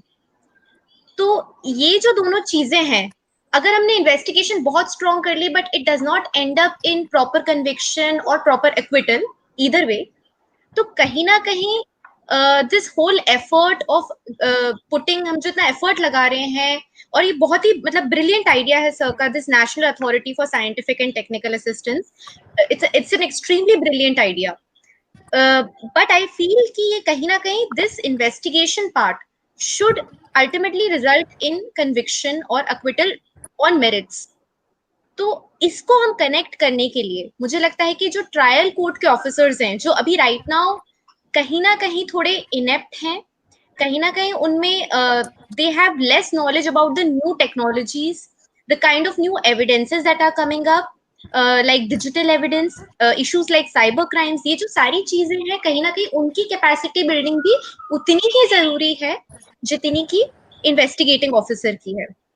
तो मैं मेरा it will be humble suggestion to sir कि कहीं ना कहीं अगर हम कोई भी प्रोग्राम अगर डेवलप करते हैं, कोई भी करिकुलम अगर हम डेवलप करते हैं, तो उनको भी हम इसमें जरूर मतलब एक स्टेक होल्डर की तरह रखें। अगर रखा है तो बहुत ही अच्छी बात है, अगर नहीं रखा है तो जरूर कंसिडर करें, क्योंकि बहुत जरूरी है कि सर्टेनिटी ऑफ कन्विक्शन और इन्वेस्टिगेशन लिंक्ड अप हो, क्योंकि हम टेक्नोलॉजी में बहुत आगे बढ़ जाए पर अल्टीमेटली जो इन्फेरेंसेस क्रिएट करनी होती है out of those facts and out of those evidences, वो कोर्ट का काम होता है। तो इन्फेरेंसेस ड्रॉ करने के लिए उनको नॉलेज होना चाहिए, उनकी कैपेसिटी उतनी स्ट्रांग होनी चाहिए। तो ये मेरा हम्बल सजेशन है। उसके बाद मेरा question as such, it's not a question, I मतलब इट्स अ क्वेरी या कहते हैं क्यूरियोसिटी, कि जैसे हमारा सर वुड नो कि CCTNS है जो crime and criminal tracking network system, which is coming under the national e governance plan, तो which will have lots of data about crimes, lots of data about criminals, and it will end up in a way profiling, a lot of profiling will happen through it। तो उसका interaction with the authority, how it can be, how this CCTNS, sir का क्या opinion है about CCTNS, what are the issues like, जो हम कह रहे हैं प्रोफाइलिंग के इश्यूज होते हैं, जो कि हमने कई और जगह भी देखे हैं कि प्रोफाइलिंग के बहुत इश्यूज हो जाते हैं when such data is there. तो राइट्स का इशू होता है, इंडिविजुअल और इंफॉर्मेशनल प्रिवेसी का इशू होता है, ये सारे इश्यूज बहुत ज्यादा टॉक अबाउट हो जाते हैं when we talk about all these things. मैं एक एग्जांपल भी देना चाहूंगी कंक्लूडिंग माय क्वेश्चन की, फॉर इंस्टेंस जो फेशियल रिकॉग्निशन टेक्नोलॉजी, उसमें ये पाया गया कि दिस इवन द, हमें लगता है कि इन्वेस्टिगेटिव टेक्नोलॉजीज बिल्कुल प्योर होती हैं, बिल्कुल बिना बायस की होती है, बट ये पाया गया कि facial recognition technology has is not able to aptly मतलब clearly वो work नहीं करती when a dark skinned person is there। तो ये कहीं ना कहीं बायस है टेक्नोलॉजी में। तो ये सारे चैलेंजेस भी होते हैं। तो तेरा आई फील कि हमें इन सब इश्यूज को लेके इस चीज में इसमें आगे बढ़ना चाहिए। तो सर का क्या इसमें ओपिनियन है, मैं सर से जानना चाहूंगी। पलक जी, आपने बहुत ही अच्छा क्वेश्चन पूछा। मैं आपको बहुत जोर से साधुवाद देना चाहूँगा, आपको धन्यवाद देना चाहूँगा। और मैं आपके एक तीन, वैसे आपके क्वेश्चन 3 पार्ट में है, मैं आपको 3 पार्ट का अलग अलग जवाब दूंगा। पहला आपका क्वेश्चन ये है कि क्या कोर्ट को इंटीग्रेट किया गया है। तो जब हम सर्टेनिटी ऑफ कन्विक्शन की बात करते हैं तो हमारा उसमें पूरा फोकस जो है ना कोर्ट के ऊपर है। तो कोर्ट में हम सबसे पहली मदद जो कोर्ट की कर रहे हैं वो उसके समन्स वारंट के इशुएंस की में मदद कर रहे हैं। और जब हम उसको समन्स वारंट के इशुएंस में मदद करेंगे तो चूंकि हमारा बैकएंड सिस्टम जो है ना पूरे 137 करोड़ लोगों से जुड़ा हुआ है, तो हम जो है बहुत ही लॉजिकल जो रिक्वायरमेंट है ऑन द अदर साइड, उनको भी हम समन्स वारंट में फिगर इन और फैक्टर इन कर पाएंगे। जैसे फॉर एग्जांपल किसी के विटनेस के यहाँ पे उसकी बिटिया की शादी है और वो उस कोर्ट में नहीं आ सकता है, तो ये चीजें पहले से फैक्टर इन करके दे will be reflect in calendar, and while issuing those summons or warrant, convenience of the witness, convenience of everybody would be factored in, and such a smart जो है ना issuance of the process would take place. Number one, this is the one help. And जैसे ही जो है जज महोदय अपना digital signature put up करते हैं तो हमारा सिस्टम जो है ना अपने ही लाउड प्लेटफॉर्म पे उसको ले जाके नियरेस्ट वॉलंटियर को दे देगा, और मालूम पड़ा कि शाम को 5 बजे जज साहब ने जो है वारंट और सम्मन जारी किया और उसके 2 घंटे के अंदर तामील होकर डिजिटल प्रूफ के साथ वो कोर्ट में पहुंच गया कि साहब आपका सम्मन वारंट तामील हो गया है। That kind of the powerful not only issuance of the summons but इस कंप्लायंस, तो उससे क्या कि हमारी जो स्पीड है ट्रायल की वो बहुत बढ़ जाएगी। यदि हम आज जारी कर रहे हैं तो भी हम कल ट्रायल करते हैं, इतनी हमारी कैपेबिलिटी होगी। नंबर 1।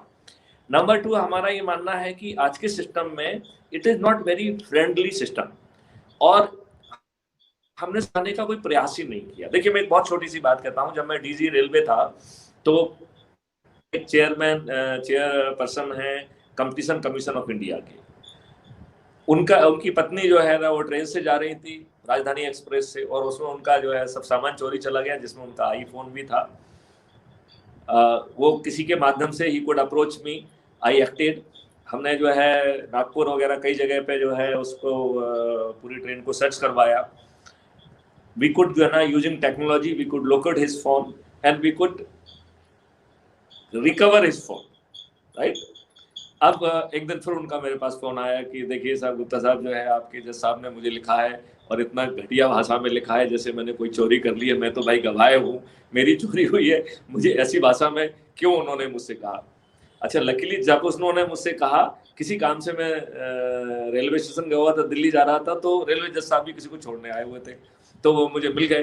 तो मैंने उनसे कहा कि मैंने कहा देखिए चेयरमैन साहब का ऐसा मुझे फ़ोन आया है, और तो बोले सर उसमें तो हमारा कुछ है नहीं, वो तो पुराने फॉर्मेट है, वो एज इट इज़ फॉर्मेट में जारी हो जाता है। तो हमारा कहना है कि जो फॉर्मेट अंग्रेजों के समय में बनाए गए हैं, कम से कम जब हम विटनेस की बात कर रहे हैं या हम जो अपराधी को छोड़ के दूसरे लोगों की बात कर रहे हैं, तो प्रोबब्ली उसकी लैंग्वेज और फॉर्मेट हमें बदलना चाहिए। It should sound little more respectful. यदि आप याद करें, फिल्मों में भी दिखाते हैं फलाने फलाने हाजिर हो, कैन बी लिटिल मोर जो है ना रिस्पेक्टफुल। नंबर 1। नंबर 2 जो है, आप देखते हैं कि पुलिस को बड़ी प्रॉब्लम आती है कि कोई गवाही नहीं बनना चाहता है, और वो गवाह तब नहीं बनना चाहता है जबकि सेक्शन 39 में इतनी सारी जिम्मेवारी उसके ऊपर डाली गई है। और सेक्शन 39 देखा जाए तो कानून के बनाने वालों ने बहुत खतरनाक बनाया है, क्योंकि बाकी जगह यदि आप कोई वायलेशन करते हैं तो आपने वायलेशन किया है, इसको प्रूव करने की जिम्मेवारी पुलिस की होती है। उसको जो है बियॉन्ड रीजनेबल डाउट जो है एविडेंस पेश करना होते हैं। सेक्शन 39 का वायलेशन में proving innocent is the responsibility of the citizen. मतलब हमें सिर्फ ये आरोप लगाना है कि पलक जी ने अपनी जिम्मेवारी का निर्वहन नहीं किया, अब पलक जी को ये सिद्ध करना पड़ेगा कि शी इज इनोसेंट। इतना पावरफुल जो है कानून होने के बावजूद भी हम जो है जनता को ना तो अभी तक इस कानून के बारे में बता पाए इतने सालों के बीत जाने के बाद, और ना ही हम उन्हें अपनी साइड कर पाए, और ना ही हमने अपने आचार विचारों में, चाहे वो पुलिस का आचार विचार हो, चाहे वो कोर्ट का आचार विचार हो, हमने उनको वो सॉफ्टनेस कहीं दिखाई नहीं है जो एक सहायता दिखना चाहिए। हमें अपराधी के प्रति कठोरता होना चाहिए, और विक्टिम के प्रति और बाकी गवाहों के प्रति एक धन्यवाद और एक एक्नॉलेजमेंट, एक ग्रेटिट्यूड होना चाहिए कि they are trying to help out the system in taking it to the logical end and getting criminal convicted। तो हमें एक अपने गवाहों के प्रति, अपने बाकी लोगों के प्रति एक सेंस ऑफ ग्रेटिट्यूड होना चाहिए, जो हमारे भाषा में, हमारे एटीट्यूड में, हमारे बिहेवियर में रिफ्लेक्ट होना चाहिए। जब हम अपने कोर्ट में नहीं पहुंच पा रहे हैं इस ढंग से, और फिर बहुत सारे जो है डिफेंस लॉयर वो एडजॉर्नमेंट ले लेते हैं, they try to जो है ना browbeat people, तो they are trying and they are playing with the judgment, they are playing with the justice system. इसलिए हमने जो है एक सिस्टम जो है ना कोर्ट के लिए बनाया है, distributed court trial system, and ये बिल्कुल बहुत ही ब्रिलियंट जो है, it is more brilliant than what we are talking of से स्मार्ट इन्वेस्टिगेशन सपोर्ट ऐप और whatever, it is more brilliant than that. तो एक तरफ जब हम समन्स वारंट की तामीली में कोर्ट की मदद कर रहे हैं, वहां दूसरी हम कोर्ट ट्रायल में मदद करेंगे और बहुत फास्ट ट्रायल हो पाएंगे। हर जज के पास जो है 2 या 3 जो है पीएज होते हैं, तो हर पीए अपना अपना जो है वो ट्रायल पहले से ही, जैसे अभी अपना स्ट्रीमिंग सेशन है, ऐसे ही पैरेलल में स्ट्रीमिंग सेशन जो है कोर्ट ट्रायल के फिक्स रहेंगे।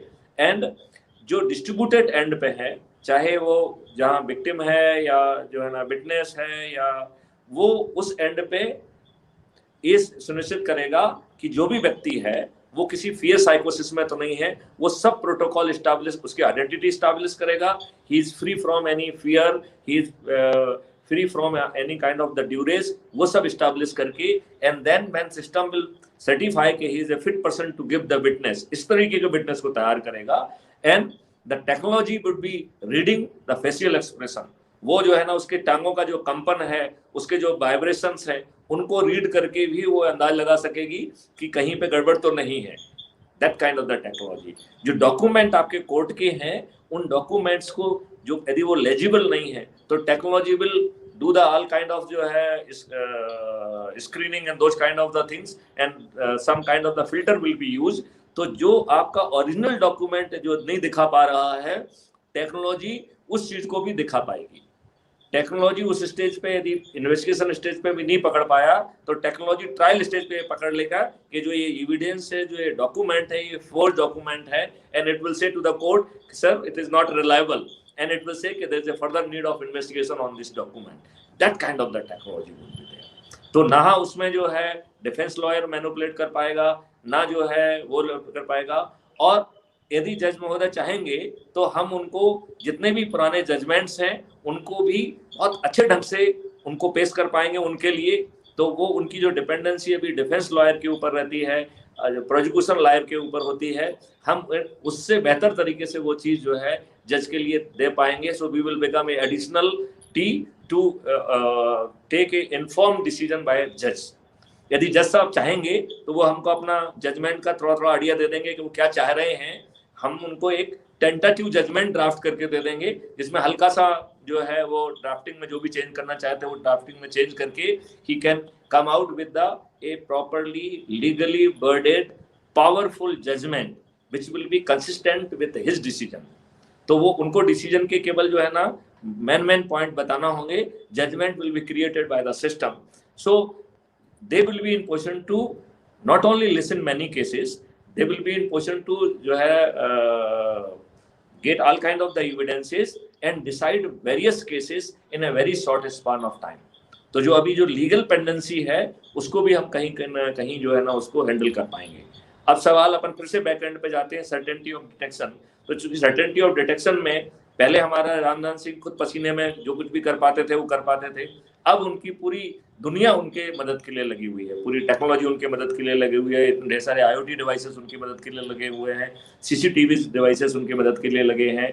जो हमारा CCTV पावरफुल पुराना डाटाबेस है उसको हमने अभी वो डाटाबेस जो है जैसा था वैसा का वैसा डाल दिया गया है। It is not a very intelligent database. हमने उस नॉन इंटेलिजेंट डाटाबेस को इंटेलिजेंट बनाने के बहुत सारे मॉड्यूल हमारे पिछले 2 साल से लगे हुए थे। नाउ हम जो है उस CCTNS के जो लिटिल लेस इंटेलिजेंट डाटाबेस है उसको हम बहुत ही स्पीकिंग डाटाबेस में कन्वर्ट करने में अपने एंड पे सफल हो गए हैं। तो हम उससे वो सब चीजें निकाल के हम हवलदार रामदीप सिंह को वो चीजें भी परोस रहे हैं। देन जो है हम 91 के तहत जो रिक्विजिशन करके जो एविडेंसेस हैं उनको भी रामदीप सिंह महाराज को दे रहे हैं। और यदि वो 91 में एविडेंस नहीं मिल पा रहा है तो हम 93 और 94 में भी उसकी मदद कर रहे हैं। तो इस प्रकार जो है मेरे ख्याल से पलक जी को काफी कुछ इस बात का आइडिया लग गया होगा कि we are in a very great way trying to help out the court system. तो जहां हम एक और बहुत पावरफुल एविडेंस को लेके जा रहे हैं और ऑल इनकम्पासिंग एविडेंस को लेके जा रहे हैं और हम उसको मैपिंग कर रहे हैं, तो आप एक क्राइम को इन्वेस्टिगेट कर रहे हैं, मालूम पड़ा कि मैपिंग में 100 और ऑफेंसेस डिटेक्ट हो गए। मैपिंग से हमें कुछ ऐसे एविडेंस जो है ना ऑफेंसेस भी डिटेक्ट होंगे जो कि रजिस्टर्ड नहीं होंगे। So even we can go to the public कि इन जो ये ऑफेंसेस हुए हैं but they are not registered, so anyone who has जो है victim of the offence still may report about it. हालांकि हमें फिर कोर्ट में ये जरूर एक्सप्लेन करना पड़ेगा कि विक्टिम ने पहले क्यों रिपोर्ट नहीं किया। तो जब हम उसकी एफआईआर दर्ज करेंगे तो हम उससे पूछेंगे कि भैया आपने जो है ना पहले हमको क्यों नहीं बताया, जब मैंने आपके पास गए तभी आपने मुझे क्यों बताया।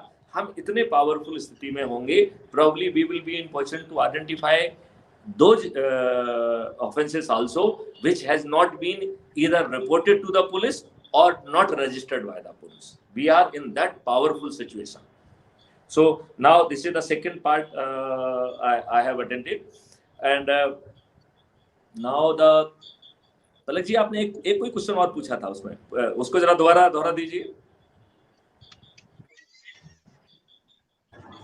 जी मैं शायद आप सीसीटीएनएस की बात कर रहे हैं सर। हाँ, शायद तो जो सीसीटीएनएस का भी हमने काफी कुछ जवाब आपको दे दिया है कि सीसीटीएनएस का जो अभी डाटा है वो फ्रॉम आउटसाइड आपको लगता है कि अच्छा डाटा होगा। एक्चुअली में हमने सीसीटीएनएस को जब डाटाबेस को बनाया तो हमने उसको इंटेलिजेंट डाटाबेस ना बना के हमारा जो रूटीन अभी डाटाबेस था उसी को हमने 10 साल के डाटाबेस को कैप्चर किया है। तो वो जो हमारी इनफॉर्मेलिटी और जो हमारी गड़बड़ियां हमारे डाटाबेस में या हमारे रिकॉर्ड में थी वो एज इट इज जो है ना सिस्टम में चली गई, एंड दैट सिस्टम जो है ना is not a very intelligent system. तो जब हमने ये चीज समझी तो पिछले 2 साल में हमने ढेर सारे ऐसे मॉड्यूल्स क्रिएट कर दिए हैं जो उस नॉन इंटेलिजेंट चीज को रीड करके और वो इन्फ्रेंसेस ड्रॉ कर पाएगा जो अभी वर्तमान में सीसीटीएनएस सिस्टम नहीं कर पा रहा है। नंबर 1। नंबर 2, अब एक तो आपका ये क्वेश्चन है, तो ये क्वेश्चन का हमने आप जवाब दे दिया। फिर आपने फेस रिकॉग्निशन की टेक्नोलॉजी वाली बात कही कि it is having some colour bias. तो पलक जी मैं आपको बताना चाहता हूँ कि there is no colour bias, number 1। Number 2, वो कलर को हैंडल ही नहीं करना चाहता है, वो सबसे पहले कलर को हटा देता है। तो it convert into the black and white वो, and then it is going on the many times not the face, it is capturing the bony points और उनके एंगल से जो है ना वो एक इंडेक्स क्रिएट करता है। और अब हमारी जो है जो डिपेंडेंसी है वो अकेले फेस पे नहीं रह गई है। आपको मालूम है कि कोरोना में आप ऐसे भी मास्क लगा के घूम रहे हैं, ठीक है ना। आजकल जो है लड़कियों में भी प्रथा हो गई है कि वो अपने चारों तरफ दुपट्टा whatever be the reason वो जो है अपने चेहरे को छुपा लेते हैं। तो मैनी टाइम, और ये तो पुराना वो है कि अपराधी लोग मास्क लगा लेते हैं, साफा लगा लेते हैं, फलाना कर लेते हैं। पहले के डकैत भी अपना जो है ना कई बार चेहरा वगैरह ढक लेते थे, हालांकि वो तो किसी से डरते नहीं थे। तो फेस जो है वो छिपा होना, बहुत सारे क्राइम का जब लाइव जो है ना क्राइम हो रहा है तो उस समय वो हमको बहुत अच्छी क्वालिटी का जो है वो इनपुट नहीं मिलेगा, जैसा आई नो, नंबर 1। तो इसलिए हमारे पास उसके बारे में हर चीज अवेलेबल है। आई नो कि उसके पास एक्सेसरीज क्या है, या उसने अंगूठी पहनी है तो अंगूठी क्या है, यदि उसने रक्षाबंधन बांधा है तो रक्षाबंधन क्या है, या उसने कपड़े क्या हैं। तो हम उसकी किसी भी फीचर्स को इंटीग्रेट करके हम कलेक्टिवली जो है वो उसको आइडेंटिफाई करने की स्थिति में है। हालांकि टेक्नोलॉजी उसको 200% गारंटी से, because it is working on almost 8 attributes, और ये सभी 8 एट्रीब्यूट्स इस स्मार्ट इंडिया हैकाथॉन में एज ए प्रॉब्लम स्टेटमेंट भी थे और बच्चे बहुत अच्छे सॉल्यूशन को लेके आए हैं। और अभी हमने स्मार्ट इंडिया हैकाथॉन को कंपटीशन से कोलैबोरेशन मोड पे हम ऑलरेडी ले जाने में सफल हो गए हैं। अधिकांश इंस्टीट्यूट को हमने अपना पार्टनर बना लिया है। Now we are taking in a very big way to take it at a very advance stage. तो जो आप जब आप फेस कहते हैं और उसमें फॉल्स पॉजिटिव और फॉल्स नेगेटिव की बात करते हैं तो आपकी डिपेंडेंसी केवल फेस पे है, और जब आपको इनपुट मिलता है वो जनरली इंफीरियर जगह पर का इनपुट आपको मिलता है। वहाँ पे लाइटिंग कंडीशन ठीक नहीं होती है, वहाँ पे मास्क लगा होता है, वियर होता है, तो हम बहुत पुअर इनपुट को हैंडल कर रहे हैं और हम टेक्नोलॉजी को बिल्ड कर रहे हैं। अब हमने जो है हमारे पास सीरीज ऑफ इनपुट अवेलेबल है हम उसको एंड टू एंड देख रहे हैं, हम उसको फेस को देख रहे हैं, उसके गेस्टर्स को देख रहे हैं, उसके एक्सप्रेशंस को देख रहे हैं, उसके कपड़ों को देख रहे हैं, उसके बैगेज को देख रहे हैं, उसके एक्सेसरीज को देख रहे हैं, उसके क्लॉथ को देख रहे हैं, उसके एसोसिएट्स को देख रहे हैं। अब हम उसको, यदि वो आते जाते में अपने कपड़े बदल रहा है तो हम ये भी आइडेंटिफाई करने की स्थिति में है कि वो कैसे निकला है, यहाँ पे उसने कपड़े बदले, फिर एक क्राइम कमिट किया, फिर दोबारा कपड़े बदले, आते वक्त इस गाड़ी में था, जाते वक्त इस गाड़ी में था। हम इतने पावरफुल स्थिति में पहुंच गए हैं। और अभी हम जो एक रेवेन्यू स्ट्रीम का फंडा ला रहे हैं जिसमें we are giving the power of capturing of the evidences largely for the traffic offence. बाद में हम उसको बढ़ा के दूसरे कंपाउंडिंग वाले जो ऑफेंसेस हैं उसमें भी वो पावर देना चाहेंगे, और जो कैप्चर करेगा वो किसी सिटीजन ऐप से या वॉलंटियर ऐप से कैप्चर करेगा, और उसको भी जैसे हम एफआईआर को लॉक कर रहे हैं ऐसे वो एविडेंस लॉक होके कंप्यूटर अथॉरिटी के सिग्नेचर के लिए चला जाएगा, और जैसे ही कंप्यूटर अथॉरिटी उसमें सिग्नेचर करेगी तो वो चालान बन जाएगा। और सिस्टम जो है इंश्योरेंस से और आरटीओ से डाटा से, और वो जो है ना ड्राइवर को भी पहचानने की स्थिति में है और गाड़ी के मालिक को पहचानने की स्थिति में है, और उसके पास लेके कि भाई आपने ये वायलेशन किया है, this is the proof of violation, you payment link लगी हुई है, इससे आप पेमेंट कर दीजिए। सभी पेमेंट ऑप्शन है आज के जमाने में, जितने भी स्मार्ट पेमेंट ऑप्शंस हैं वो सब हमारे सिस्टम में डले हुए हैं, तो उसको बिना किसी दिक्कत के, बिना किसी थाने में, बिना किसी कोर्ट में जाए वो पेमेंट कर सकता है। अब हमें शासन से हमारी उसमें गुजारिश है कि हम बहुत हैवी इंसेंटिव पब्लिक को देना चाहते हैं, तो आई वांट दैट 50% मनी जो है should go to the volunteer और ऑनर ऑफ द डिवाइस, और 50% should go into the government treasury. इतनी पावरफुल रेवेन्यू है कि यदि आप एक बटन दबाएंगे तो अंदाज करिए कि यदि सबसे कम जो है जो पेनल्टी है वो 2000 की है, और यदि एक बटन 130 करोड़ 137 करोड़ लोग यदि दबाते हैं तो एक बटन दबने पे 1,37,000 करोड़ जो है ना पैसा पैदा होगा। यदि 10 बटन दबेंगे तो 13 लाख करोड़ जो है पैसा पैदा होगा। शायद हम जो है बिना टैक्सेशन के जो है हम अब जो है ना आगे चल के हम इनकम टैक्स को भी माफ करने की स्थिति में आ सकते हैं, हम कॉमर्शियल टैक्स को भी माफ करने की स्थिति में आ सकते हैं। This identification of violation of crime coupled with transaction के ऊपर कोई टैक्स लगा के, इन दो टैक्स से जो है हम अपने सिस्टम को बहुत ही इफिशिएंट बना पाएंगे। और जब ये रेवेन्यू जो है ऑनर ऑफ द, चाहे वॉलंटियर के पास जाएगी या ऑनर ऑफ द डिवाइस के पास जाएगी, तो अभी जो density of the such IoT device और सीसीटीवी डिवाइस है वो कई गुना बढ़ जाएगी। हम उसमें जहाँ पे हम चाहते हैं कि सीसीटीवी डिवाइस लगाना है वहाँ पे हम शासन से रिक्वेस्ट करेंगे कि वो 10% या 20% का कुछ सब्सिडी दे दे, तो उन जगहों पे प्रायोरिटी पे वो आ जाए। चूंकि इसमें रिटर्न ऑफ इन्वेस्टमेंट इतना हैवी है कि there will be a rush कि साहब हमें जो है ना मौका दीजिए, और हमें एक इलाबोरेट पॉलिसी डॉक्यूमेंट के साथ में आना पड़ेगा, जिससे कि वी शुड साउंड कि हम मेरिट के बेसिस पे अलॉट कर रहे हैं, we are not doing any favouritism with anybody. That kind of the demand will come. जैसे कि अभी आप जो है ना हर कोई चाहता है कि हमें पीपीपी मॉडल के उसमें नाका मिल जाए, रोड का पैच मिल जाए, और हम उसके लिए कॉन्ट्रैक्ट में जो है वो करते हैं। लगभग यही स्थिति आईओटी डिवाइस और सीसीटीवी डिवाइस लगाने के लिए होगा, because the return on investment will be very heavy. और पब्लिक के लिए इसमें 4 रेवेन्यू स्ट्रीम्स का व्यवस्था किया जा रहा है। एक अभी हमने आपको बताया है कि bye capturing evidences of the violation of the traffic and other offences. The second will, जो अपने एक्सप्लेन किया है कि समन्स वारंट और प्रोसेसेस की जो एग्जीक्यूशन है उससे मिलेगा। थर्ड जो है, यदि हम डिसास्टर और बाकी समय जो है उससे जो मदद लेते हैं, we would like to even give the financial stream for that. And fourth जो है हम उसको क्राइम इन्वेस्टिगेशन रिलेटेड जो टास्क देंगे उसमें जो है ना हम उसको प्रमोशन वाउचर देंगे। और फिफ्थ जो है रेवेन्यू स्ट्रीम, 4 की जगह 5 हो गई है अब, fifth revenue stream will flow by the niche professional work which they are doing. So we intend to help them out in their niche professional work also. मुझे लगता है कि हमने टेक्नोलॉजी वाला पार्ट, कोर्ट की मदद वाला पार्ट, डिटेक्शन वाला पार्ट और उसकी टेक्नोलॉजी वाला पार्ट, सभी एस्पेक्ट को मैंने कोशिश किया कि मैं जितने इलाबोरेट ढंग से भी उसको कवर कर सकता हूँ उसे कवर करूँ। मुझे लगता है कि आपको आपका जवाब मिला होगा। Thank you so much, sir, for a Thank you so detailed much. answer. Thank you. Thank you. Okay. Sir अगला सवाल सर मैं राज द्विवेदी सर से लेना चाहूंगा। जी, मेरा डीजीपी साहब से सवाल यह है कि सर जो अभी पुलिस रिक्रूटमेंट होगा आगामी, क्या इसके बारे में भी रणनीति बना रहे हैं कि those are well qualified graduate persons will come specially in thank you source sir. Of this technology, and अगर वो टेक्नोलॉजी में अच्छी तरह से पारंगत हैं, क्या ऐसे लोगों की भर्ती करने की कोई प्रावधान है, अथवा आपके इस मुहिम को में जो आप छेड़े हुए हैं, इस मुहिम में यदि अच्छे लोग आएंगे पुलिस डिपार्टमेंट में, और वो भी जो एक तरह से DYSP रैंक के आते हैं, अगर उसी स्टेटस से हम कांस्टेबल रैंक को और महिला इंटेलिजेंस ब्यूरो को तगड़ा बनाएं और उनके डिजिटल प्रोग्राम को अच्छी तरह से देखें, सुने, समझें और एक अच्छा टेस्ट हो, आफ्टर दैट इसका रिक्रूटमेंट ऐसा हो जो हर थाने में एक intelligent officer rank of constable, चाहे महिला हो चाहे पुरुष हो, क्या ऐसा प्रावधान आपके इस मुहिम में है? यदि नहीं तो मेरा रिक्वेस्ट है सर कि इस पर भी विचार किया जाए। जी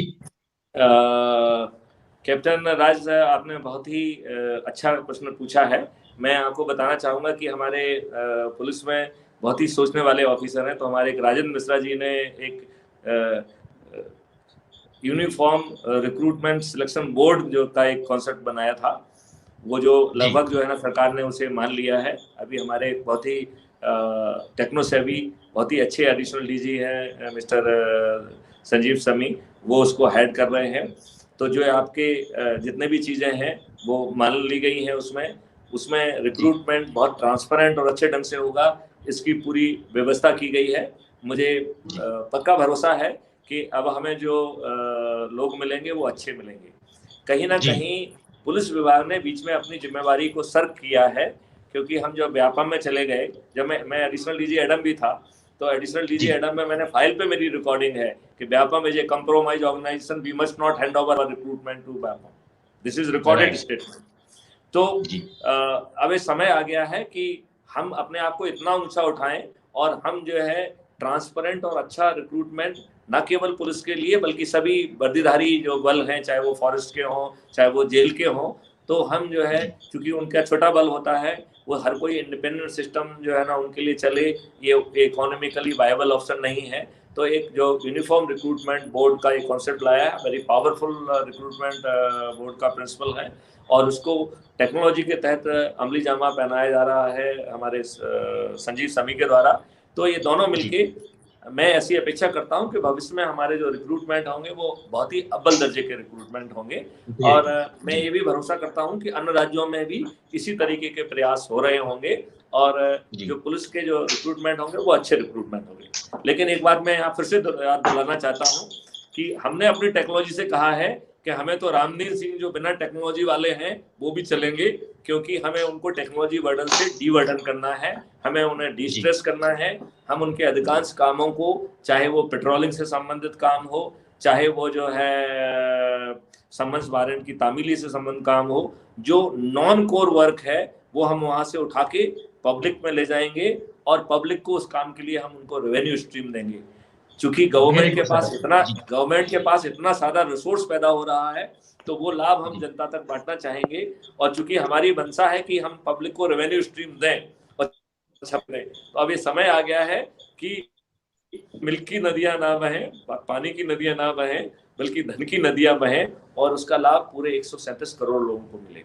आप एक अंदाज करिए कि एक बच्चा जो है अपने कोचिंग के लिए जा रहा है या क्लास के लिए जा रहा है, वो रास्ते में एक एविडेंस कैप्चर करता है या 2-3 या 4 एविडेंस कैप्चर करता है, और 4000 कमा के वो जाके क्लास में बैठता है, लौट के आके वापस वक्त भी 2-4 हजार रुपए और कमाता है।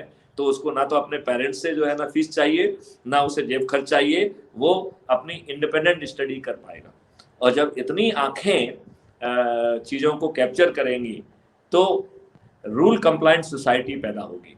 अभी हमारी जो सोसाइटी है वो रूल नॉन कंप्लायंट सोसाइटी है। रूल जो है कुछ लोग ही जो है ना पालन करते हैं, अधिकांश लोग जो है रूल के वायलेशन में अपनी सेखी समझते हैं। मेरे ख्याल से मैं थोड़ा सा कठोर स्टेटमेंट दे रहा हूं, लेकिन जमीनी हकीकत तो यही है।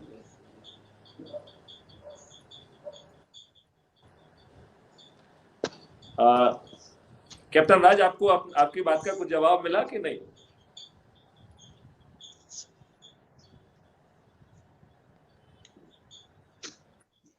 Dwivedi ji, take it to the next panelist. They must be having few more questions in their mind.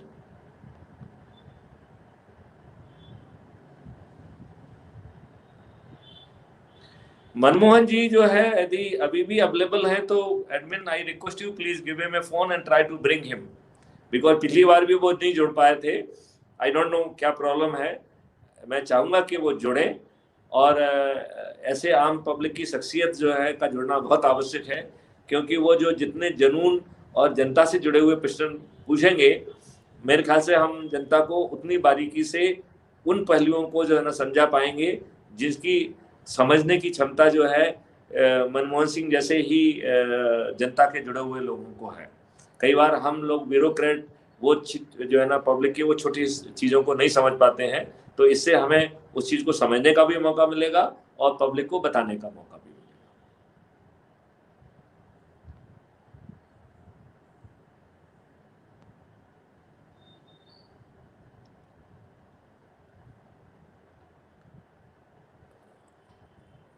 अन्य पैनलिस्ट जो है प्लीज आस्क क्वेश्चंस.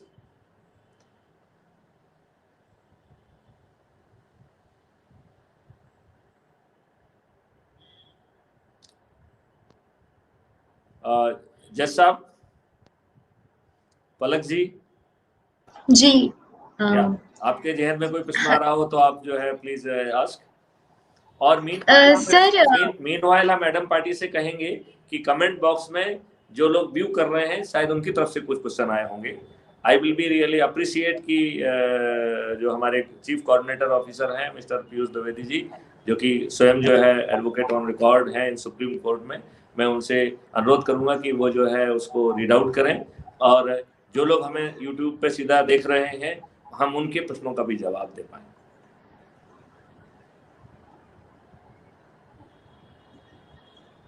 पलक जी, जब तक आप क्वेश्चन पूछ लीजिए, जब तक एडम पार्टी जो है ना कुछ जी सर. सवाल से ज्यादा सर मैं जानना चाह रही हूँ कि ये जो सारी हम लोग जिस प्रोसेस के बारे में बात कर रहे हैं, हम जिस टेक्नोलॉजी की तरफ जा रहे हैं, क्या ये विदाउट कॉम्प्रिहेंसिव पॉलिसीज और कॉम्प्रिहेंसिव प्रोसीजर्स के बिना क्या इनकी तरफ बढ़ना सही होगा, या हमें साथ ही साथ उस पर भी काम करना चाहिए कि जो भी टेक्नोलॉजी जैसे हम इंट्रोड्यूस कर रहे हैं, फॉर इंस्टेंस कोई टेक्नोलॉजी के बारे में बात कर रहे हैं, तो साथ ही साथ उसका सेट प्रोटोकॉल हो कि इस तरह से फॉलो करना है, या फिर आप जो कह रहे हैं जिस ऐप में सब कुछ अवेलेबल है, लेकिन ये बहुत ही एक विजनरी व्यू लग रहा है मुझे. मतलब there should be some specific guidelines, regulations जिनको फॉलो करते हुए इन टेक्नोलॉजीज का यूज होना चाहिए. देखिए ऐसा है, ये डिवाइसेस हैं, ये बिना किसी भेदभाव के सब चीजें कैप्चर कर रहे हैं, राइट. अब बैकएंड इंटेलिजेंस आइडेंटिफाई कर रही है कि जो है ना ये क्रिमिनल या सस्पेक्ट इस रास्ते से निकल रहे हैं और इतने बजे इतने यहाँ होने की संभावना है, और वो 91 सीआरपीसी का यूज करते हुए वहाँ से उनसे वो इंफॉर्मेशन कैप्चर कर रहा है. तो ये बाकायदा लीगल प्रोसेस के तहत कार्रवाई हो रही है, और ये जो एविडेंस कैप्चर होंगे ये ऑलरेडी इन्वेस्टिगेशन का पार्ट है, and they will B admissible in court under section 8 and 9 of Evidence Act. The conduct prior and after the incidence of crime is admissible in court of law under section 8 and 9 of Evidence Act. तो ये पूरा जो आपको लग रहा है कि layman language में कि कुछ नहीं है, सब हरफन मोला, ऐसा नहीं है. Everything is being done through a very codal legal process which is already available to the investigating officer. चाहे वो टेलीकॉम सर्विस प्रोवाइडर्स के पास रिकॉर्ड हो, चाहे वो बैंक के पास रिकॉर्ड हो, चाहे वो रिजर्वेशन वालों के पास रिकॉर्ड हो, चाहे वो जो है ना एयरलाइंस के पास रिकॉर्ड हो, चाहे वो किसी कॉमर्शियल ऑर्गेनाइजेशन के पास रिकॉर्ड हो, उसको रिक्विजिशन का 91 में पावर है, और उसको प्रोवाइड ना करने पे सामने वाले को प्रोसिक्यूट किया जा सकता है. और यदि वो प्रोवाइड नहीं करता है तो 93 और 94 में हम उस प्रीमिस के सीज वारंट के साथ जाएंगे और सर्च एंड सीजर करके जो भी हमारे काम की चीजें हैं हनुमान जैसे हम उठा के लेके आएंगे. तो इसमें बहुत ज्यादा किसी चीज की जरूरत नहीं है, और जो चीज की जरूरत है वो हमने ताना बाना बुना है national authority of scientific and investigation assistance in investigation and detection of crime. तो वो उसमें जो नुआंसेस हैं वो नुआंसेस का जो ना उसमें पकड़ने की कोशिश की गई है. अभी तो हम कॉग्निजेबल ऑफेंस की बात कर रहे हैं, अब हम आगे चल के वो कर पाएंगे जो अभी तक नहीं हुआ है।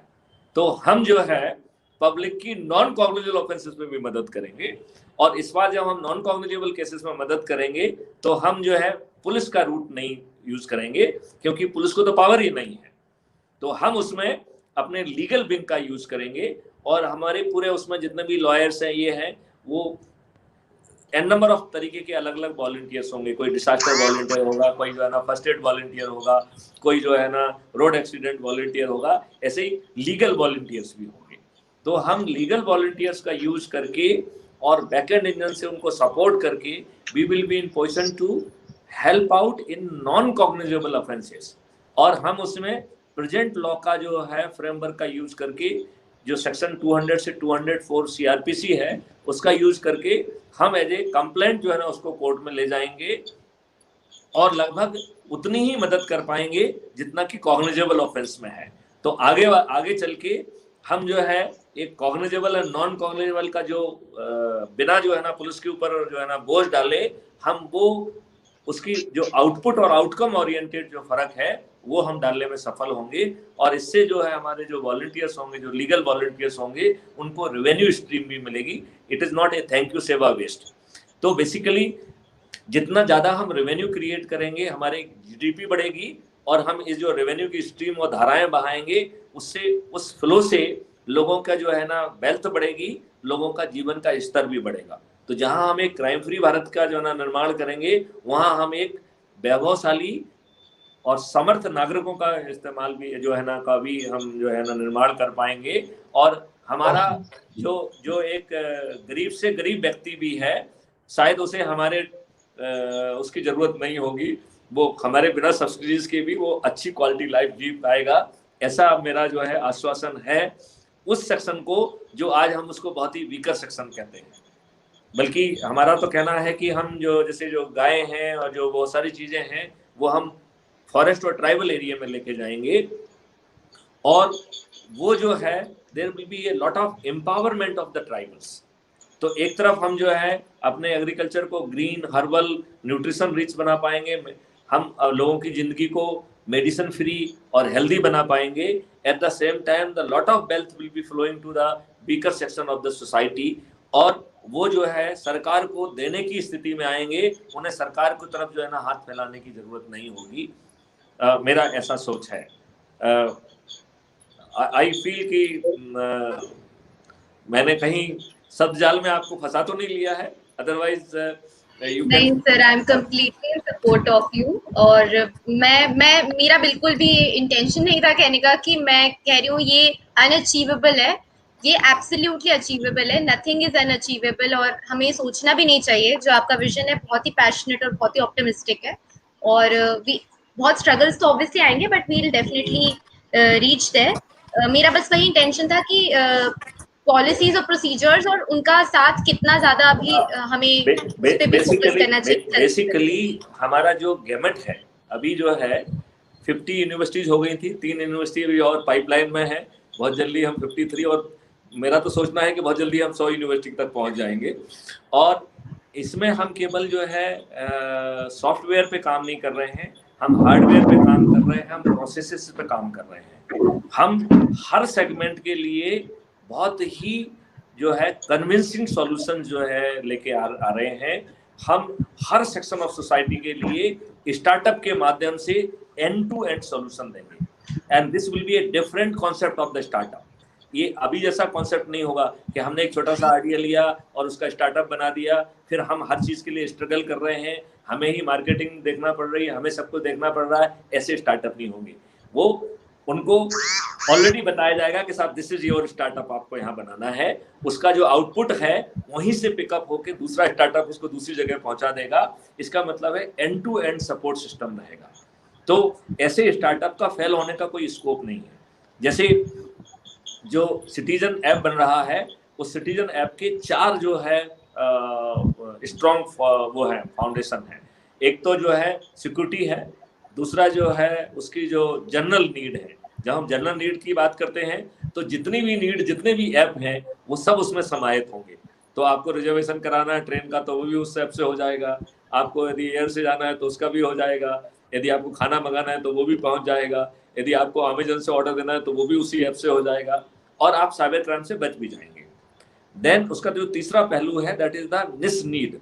तो हम जो जिस एरिया का जो जिस स्टेटा और जिस सेक्शन ऑफ सोसाइटी को आप बिलोंग कर रहे हैं उसके लिए वो उसकी नीड को आइडेंटिफाई करेगा और स्टार्टअप के माध्यम से उनके सॉल्यूशन क्रिएट किए जाएंगे। तो अज्यूम करिए कि एक हाथ ठेले वाला है, तो हाथ ठेले वाले के लिए यदि 100 ऑप्शन संभव है तो हमारे स्टार्टअप वो 100 ऑप्शन देंगे, एंड डिफरेंट प्राइस रेंज में जो है आप जो है ना वो हाथ ठेला को ऑर्डर कर पाएंगे, और हाथ ठेले के लिए आपको पेमेंट भी नहीं करना होगा, क्योंकि हम उसको EMI बेस में जब आप कमाते जाओ और उसको पे करते जाओ, तो लोगों को जो है अपना व्यवसाय करने के लिए कोई मनी की जरूरत नहीं होगी, कहीं कोई उसकी जरूरत नहीं होगी। इस तरीके का एंड टू एंड सपोर्ट हर जो है ना व्यक्ति को मिलेगा।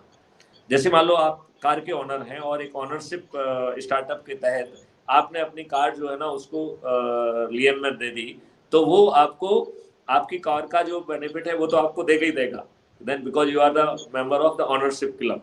तो जो व्यक्ति उसको पहुंचेगा, जैसे आपने अब आपको ही अपनी गाड़ी की जरूरत है तो एक गाड़ी आपके पास पहुंचेगी, वो हो सकता है आपकी खुद की गाड़ी ना हो, एकदम साफ सुथरी बढ़िया चमकदार गाड़ी, आदमी जो है ना जो ड्राइवर है वो आपको सल्यूट करेगा और कहेगा कि thank you sir, you are the member of the ownership club, I am in this service because of you, I literally salute you. तो वो आपको क्वालिटी सर्विस भी देगा, आपको स्टेटस भी देगा, eight the same time your resource will earn revenue also. यही जैसे मान लो ट्रैक्टर वाला है तो एक ट्रैक्टर जो है ना कुछ समय अपना ट्रैक्टर का यूज करता है, बाकी वो खड़ा रहता है। तो हमारा सिस्टम जो है एंड टू एंड उसको 24 घंटे कैसे व्यस्त रखेगा, इसकी जो है ना उसके पास ऑलरेडी रणनीति होगी। तो आपके जो रिसोर्स है वो आपको एक कांस्टेंट रेवेन्यू देने का जो है सिस्टम बन जाएंगे। फिर हमारा टोटल रिक्वायरमेंट क्या है डिफरेंट तरीके के रिसोर्सेज से, and then we will go to कि भाई हमारा रिक्वायरमेंट ये है, why don't you purchase this many more resources. So your those resources, आपके पास पैसा है, आपके रिसोर्सेज के लिए हमारे पास काम है, and you will earn EMI, and that's how we will be creating capitals, that's how we will be creating services, that's how we will be creating wealth in the country, and that's the way we will be creating empowerment also. So चाहे वो empowerment weaker section का हो, चाहे वो empowerment women, girls और या tribals का हो, these segments they will give the very special attention. तो जैसे सरकार जो है ना रिजर्वेशन की बात करती है, हम भी कह रहे हैं कि we will come out with the special strategy to support these people, and वो वीकर सेक्शन ऑफ सोसाइटी नहीं कहे जाएंगे, they will be the stronger section of the society जो कि फ्यूल करेंगे इंडियन इकोनॉमी। क्वेश्चन सर, अब sir हम अपने वेबिनार के लास्ट पार्ट में आ गए हैं, जहाँ पे हम व्यूअर से क्वेश्चंस लेते हैं। एडमिन, अगर हम कोई क्वेश्चन है हमारे पास तो प्लीज उसे रिफ्लेक्ट कीजिए स्क्रीन पे। प्लीज जो है ask that admin please, question है तो kindly reflect on the screen. Yes sir, we have one question. This question is from Pranaya Soman, और उनका सर क्वेश्चन है कि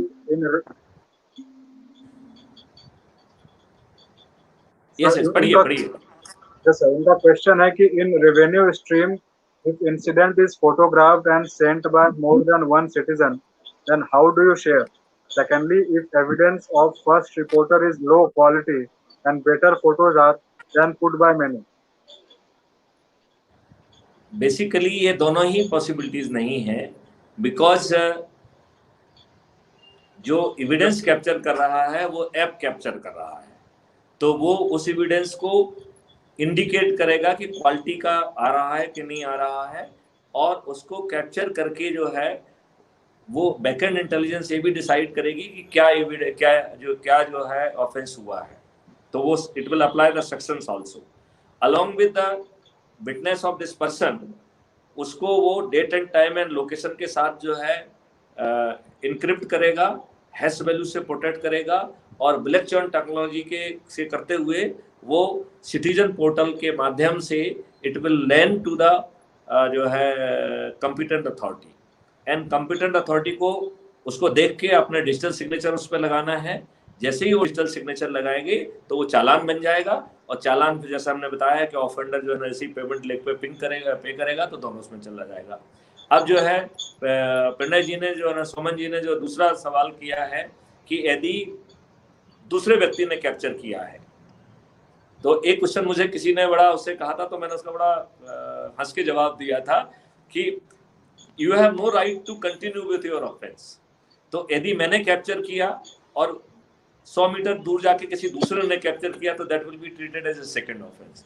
फिर 100 मीटर दूर जाके फिर तीसरे किसी विटनेस ने उसको कैप्चर कर लिया तो तीसरा ऑफेंस हो जाएगा। तो बहुत कुछ संभावना है कि कार का ऑनर जब तक घर लौट के आएगा, मालूम पड़ा कि उसके ऊपर इतने चालान हो जाएंगे कि उसको अपनी गाड़ी बेचना ही उसके लिए एक ऑप्शन अवेलेबल रहेगा। बिकॉज कानून तो ये बात नहीं कहता है ना कि आपको जो है ना, एक बार आपने वायलेशन कर दिया तो दिन भर के लिए आपको एग्जम्पशन मिल गया। Right, sir. Right. So, admin or any. So it will be creating more deterrence if the more number of the people will catch and more number of the people will get the revenue, and it will create much harder जो है ना deterrence in the public, and society will become more rule compliant. Number one. Number two, चूंकि system capture कर रहा है तो वो बिना किसी वेरिएशन के it will go for the other जो है ना options also, like enhance punishment. जैसे पहले वायलेशन पे जो है ना आपका कुछ पनिशमेंट है, सेकंड वायलेशन पे जैसे फॉर एग्जांपल यदि आप नंबर प्लेट जो है ठीक नहीं है आपकी, तो आपका फर्स्ट वायलेशन का चार्ज जो है वो है 2000 रुपीज, और सेकंड वायलेशन में it becomes 5000 rupees and with imprisonment of the 3 years, sorry 3 month, not 3 years, 3 month। तो सिस्टम इमीडिएटली जो है वो आपको इनहेंस पनिशमेंट भी लगा देगा। तो पहले में 2000 लगाएगा, सेकंड में 5000 लगा देगा। वो साथ में ही आपका जो है वो यदि आपका लाइसेंस वायलेशन का जो है कंडीशन पूरी हो रही है तो आपको ड्राइवर के लाइसेंस का जो है ना प्रोसीडिंग भी चालू कर देगा। मालूम पड़ा आपके घर रहते रहते जो है ना केवल ढेर सारे चालान आपके सिर पे आ जाएंगे, बल्कि आपका लाइसेंस भी कैंसिल हो जाएगा, आप गाड़ी चलाने की स्थिति में ही नहीं रहेंगे। आगे चल के हम ऐसे IoT डिवाइस बनाने के मूड में हैं कि वो गाड़ी की फिटनेस को चेक करेंगे, गाड़ी के ड्राइविंग लाइसेंस को चेक करेंगे, और फिर आपसे कहेंगे जरा फूक मारो, तो आपने अल्कोहल पिया है, तो अल्कोहल पिया तो आपकी गाड़ी को लॉक कर देंगे, आपको गाड़ी नहीं चलाने देंगे। That kind of the system we are bringing. So we are determined to make the society rule compliant. यदि इच्छा शक्ति है तो ये जरूर हो पाएगा, क्योंकि हम जो है सॉफ्टवेयर क्रिएट कर पा रहे हैं, हम हार्डवेयर क्रिएट कर पा रहे हैं, हम प्रोसेसेस क्रिएट कर पा रहे हैं, हम रिसर्च पेपर क्रिएट कर पा रहे हैं, हम पेटेंट्स ला पा रहे हैं, हम स्टार्टअप ला पा रहे हैं, हम जो है, और माननीय प्रधानमंत्री जी ने ढेर सारे जो है ना ऑप्शंस दे दिए हैं, हम उनका यूज करके जो है ना वो जो इकोसिस्टम है उसका यूज करके हम बहुत जल्दी से उनको खड़ा भी कर पाएंगे। तो मुझे लगता है कि सोमन जी को अपने बात का जवाब मिल गया होगा, और उनको ये भी मालूम पड़ गया होगा कि सिस्टम जो है ना उसको कोई विंडो नहीं देता है कि आपने एक वायलेशन आपका हो गया है तो आपको 1 घंटे तक वायलेशन नहीं होगा या 24 घंटे वायलेशन होगा, ऐसा कोई विंडो दिया नहीं गया है, राइट। तो इसका मतलब है पहले घर से ही आप वायलेशन मत करो, and the moment your first violation is captured तो सेकंड वायलेशन के पहले यू सीज योर व्हीकल, और जैसे कि युद्ध के समय सफेद झंडा करते थे, ऐसे भी आप अपना झंडा लगा के जाइए कि भाई मैं सरेंडर करता हूँ, मैंने तो ऑलरेडी जो है कर लिया, मुझे गाड़ी नहीं चलाना है। Correct, sir. Correct. Sir, admin, please reflect another question. Next question. Admin. There's another question. Can police not lodge FIR in case of the heinous crime like murder, arson? Do we need victim to come forward to lodge FIR before police can act? देखिए मैं आपको एक चीज बताऊं, police जो है वो किसी सोर्स से यदि इंफॉर्मेशन मिलती है तो वो सुयो मोटो भी FIR दर्ज कर सकता है। नंबर 1, जैसे अज्यूम करिए कि वो निकला है और उसने एक जगह डेड बॉडी देखी या किसी ने बताया कि डेड बॉडी वहाँ पे पाई गई है, और वो मौके पे जाता है और वो पाता है कि खून से लथपथ है और उसमें जो है ना इस तरीके की इंजरी मार्क है, तो वो सुयो मोटो जो है ना FIR दर्ज कर सकता है। ये जरूरी नहीं है कि कोई उसको रिपोर्ट करे, नंबर 1। तो विक्टिम को जो जरूरी नहीं है कि जो है ना रिपोर्ट करना पड़े, और कानून तो सेक्शन 39 में कह रहा है कि पूरी दुनिया को जो है ना ये जिम्मेवारी है, तो आपके ऊपर भी जिम्मेवारी है। यदि आपको कहीं से मालूम पड़ गया कि कोई ऑफेंस हुआ है तो आप जाइए बताइए, ठीक है ना। और अब हमने आपकी राय आसान भी कर दी है कि आपको अब थाने जाने की जरूरत नहीं है, आप जो है ना अपने ऐप से ही बता दीजिए, आपको जो है ना लीगली एक्सेप्टेबल एफआईआर में वो कन्वर्ट हो जाएगी एंड लीगली जो है ना जो भी कार्रवाई है that will swing into the action. तो जो है वो उससे एसएचओ के जैसे सिग्नेचर होंगे, ही कैन इधर इन्वेस्टिगेट हिमसेल्फ या वो जो है किसी भी इन्वेस्टिगेशन ऑफिसर को केस अलॉट करेगा, वो अपने ही ऐप से जो है ना अलॉट कर पाएगा। जैसे ही वो अलॉट करेगा, इन्वेस्टिगेशन ऑफिसर के ऐप में जो है ना वो इमर्ज हो जाएगा और ऐप जो है ना उसको स्मार्ट इन्वेस्टिगेशन में मदद करेगा, जैसा कि हमने ऑलरेडी एक्सप्लेन किया है। मुझे लगता है कि प्रणय जी आपको आपकी बात का कुछ जवाब मिला होगा। Sir, with this, sir, now we have come to our end of this today's session, and I'll request Palak Jain, madam, to summarize the today's session and give us the vote of thanks. Right. Thank you Piyush ji. बहुत ही enriching और productive session हमने आज देखा on the issue of certainty of investigation, 21 technologies at the service of investigating officers. बहुत ही उम्दा हमारे panelist थे आज हमारे साथ, और सब स्पेशली मैं धन्यवाद देना चाहूँगी डीजीपी सर का। उन्होंने अपने इतने अच्छे से और इतना डिटेल्ड तरीके से हमको उनका विजन बताया, और आई थिंक किसी भी चीज़ की शुरुआत होती है तो वो एक विजनरी आदमी से होती है। तो मैं बहुत ही ज़्यादा अमेज्ड हूँ कि सर का ऐसा विजन है of crime free Bharat, and I am very sure, very certain कि we are taking the right steps towards the same, and हम बहुत ही जल्दी इस विजन को अचीव कर पाएंगे। जैसा मैं समझी हूँ, सर का कहना ये नहीं है कि क्राइम फ्री भारत का मतलब है जीरो क्राइम हो जाएंगे। इसका मतलब ये है कि हमारे पास जो सारी टेक्नोलॉजीज हैं या जो भी सारा हमारा क्रिमिनल जस्टिस सिस्टम है वो इतना इंटैक्ट हो, इतनी अच्छी उसकी इंटेग्रिटी हो कि from registration to FIR to conviction and even much before, जो हम कहते हैं रिहैबिलिटेशन या एक of the victims and also the criminals, वो भी इसमें उन्होंने बखूबी इसको एक कॉम्पोनेंट बनाया है। So it's a very interesting topic, sir. Thank you so much for bringing all of us and giving us this opportunity to get an idea of what this is all about. And I'm sure ki we'll be able to do whatever little bit we can in our own capacity to help your vision. What we discussed today, we discussed the components of what Crime Free Bharat actually is. आज का हमारा session particularly one of the components था, उससे related था, which was certainty of investigation, which actually sir ने जो हमें बताया कि it talks about integration of devices, it talks about integration of technologies, it talks about integration of experts, और इन सब की इंटीग्रेशन से एक स्ट्रॉन्ग अनफैलिएबल जस्टिस सिस्टम हम क्रिएट कर सकते हैं, इन्वेस्टिगेटिव सिस्टम हम क्रिएट कर सकते हैं। हमने देखा क्वेश्चंस, बहुत अच्छे क्वेश्चंस आए पैनलिस्ट से। We talked about how a smart video trial can function, we talked about certainty of prevention of a crime, किस तरह से जो बर्डन पुलिस ऑफिसर्स हैं हमारे, अभी हमारी मिलियन पॉपुलेशन में बहुत ही कम 144 के करीब पुलिस ऑफिसर्स है, तो काफी बर्डन है, काफी दूसरी एक्टिविटीज करते हैं। तो सर ने उसे बहुत अच्छे से एक्सप्लेन करा कि किस तरह उनका बर्डन है, जो गश्त का बर्डन होता है, जो वारंट्स और समन्स भेजने का, और ये सारे जो भी उनके बहुत कोरोलरी काम होते हैं, उनको किस तरह से सबसे ज्यादा मिनिमम रिडक्शन करा जाएगा सो दैट उनका फोकस कंप्लीटली इन्वेस्टिगेशन पे रहे। Sir also talked about recreation of crime, कि किस तरह से टेक्नोलॉजी और जो ऐप है वो एक क्राइम को रिक्रिएट करने की पॉसिबिलिटी ला सकती है through the amalgamation of several technologies end devices. किस तरह से हम उससे रिक्रिएट कर सकते हैं एक क्राइम को। हम मल्टीपल एट्रीब्यूट्स को उसमें इन्वॉल्व करेंगे। सर ने थोड़ा लीगल एस्पेक्ट भी हम सबको बताया, विच वॉज वेरी इंपॉर्टेंट, कि किस तरह से ये एक पार्ट है पुलिसिंग का।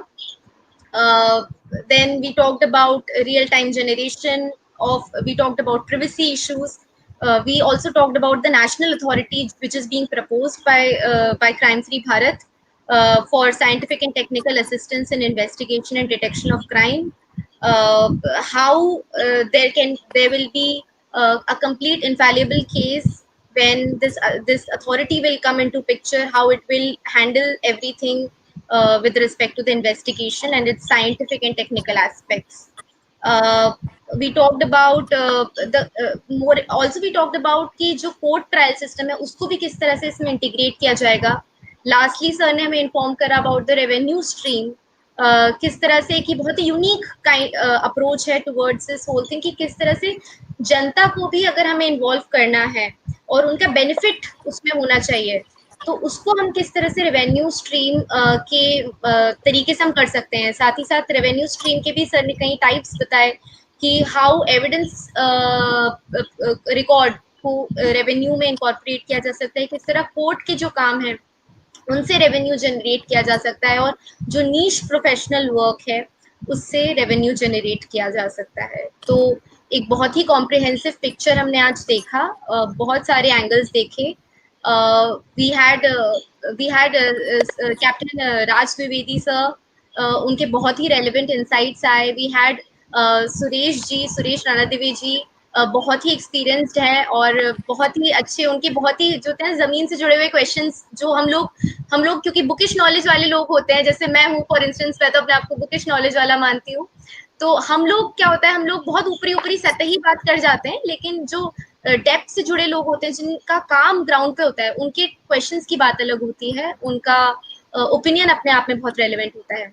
एंड पीयूष जी का धन्यवाद करना चाहूंगी कि उनने मुझे इन्वाइट करा और साथ ही साथ इतना ब्यूटीफुली और इतना अच्छे से उन्होंने मॉडरेट करा, सबको मौका दिया कि इस सेशन में अपने व्यूज को रख सकें. Last but not the least of course DGP sir Maithili Sharan Gupta ji को थैंक यू बोलना चाहूंगी. सर को जितना थैंक यू बोलो उतना कम है. बहुत ही बढ़िया प्रेजेंटेशन थी सर, और मैं बहुत कुछ सीख के जा रही हूँ, और मैं चाहती हूँ कि आगे भी जो भी हेल्प कर सकूँ, जो भी थोड़ा बहुत कंट्रीब्यूट कर सकूँ through my knowledge, through my expertise, I would love to help you sir. Thank you so much sir. Thank you regards. Thank you. आप सभी को बहुत बहुत धन्यवाद. आपके आने से जो है इसका जो है ना मंच की शोभा बढ़ी. इससे जो है मुझे मौका मिला सब लोगों को बात बताने का, और पलक जी ने तो बहुत ही अच्छे ढंग से जो है उसको सब चीज़ को समराइज किया. तो आप सभी लोग बहुत ही हृदय से धन्यवाद के जो है ना पात्र हैं.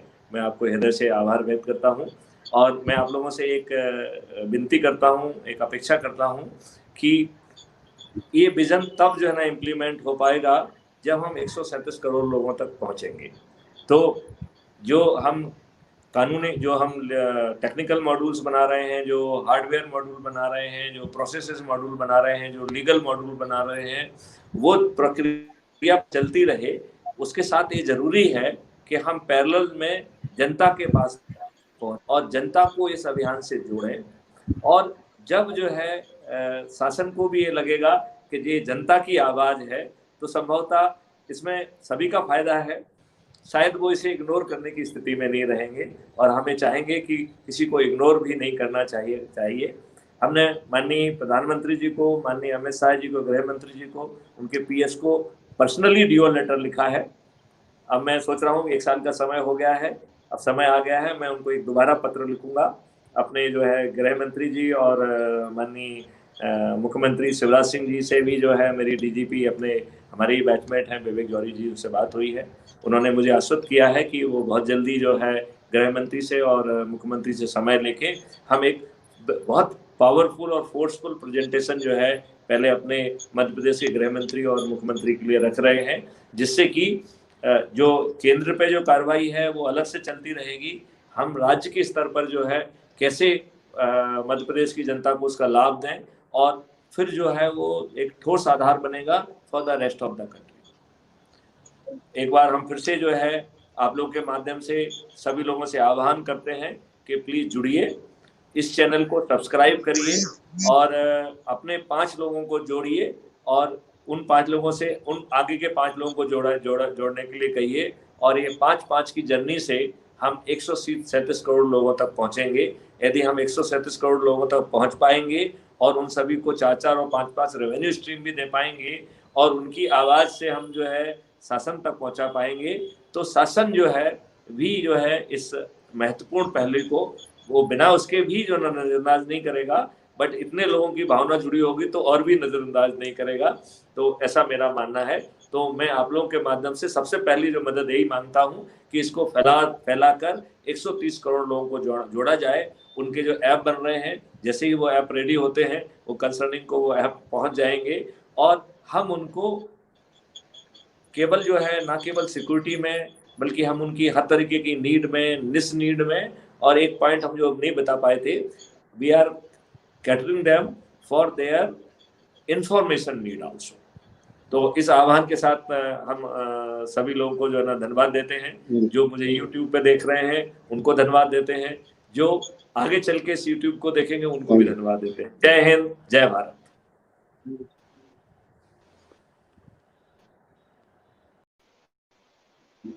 Thank you.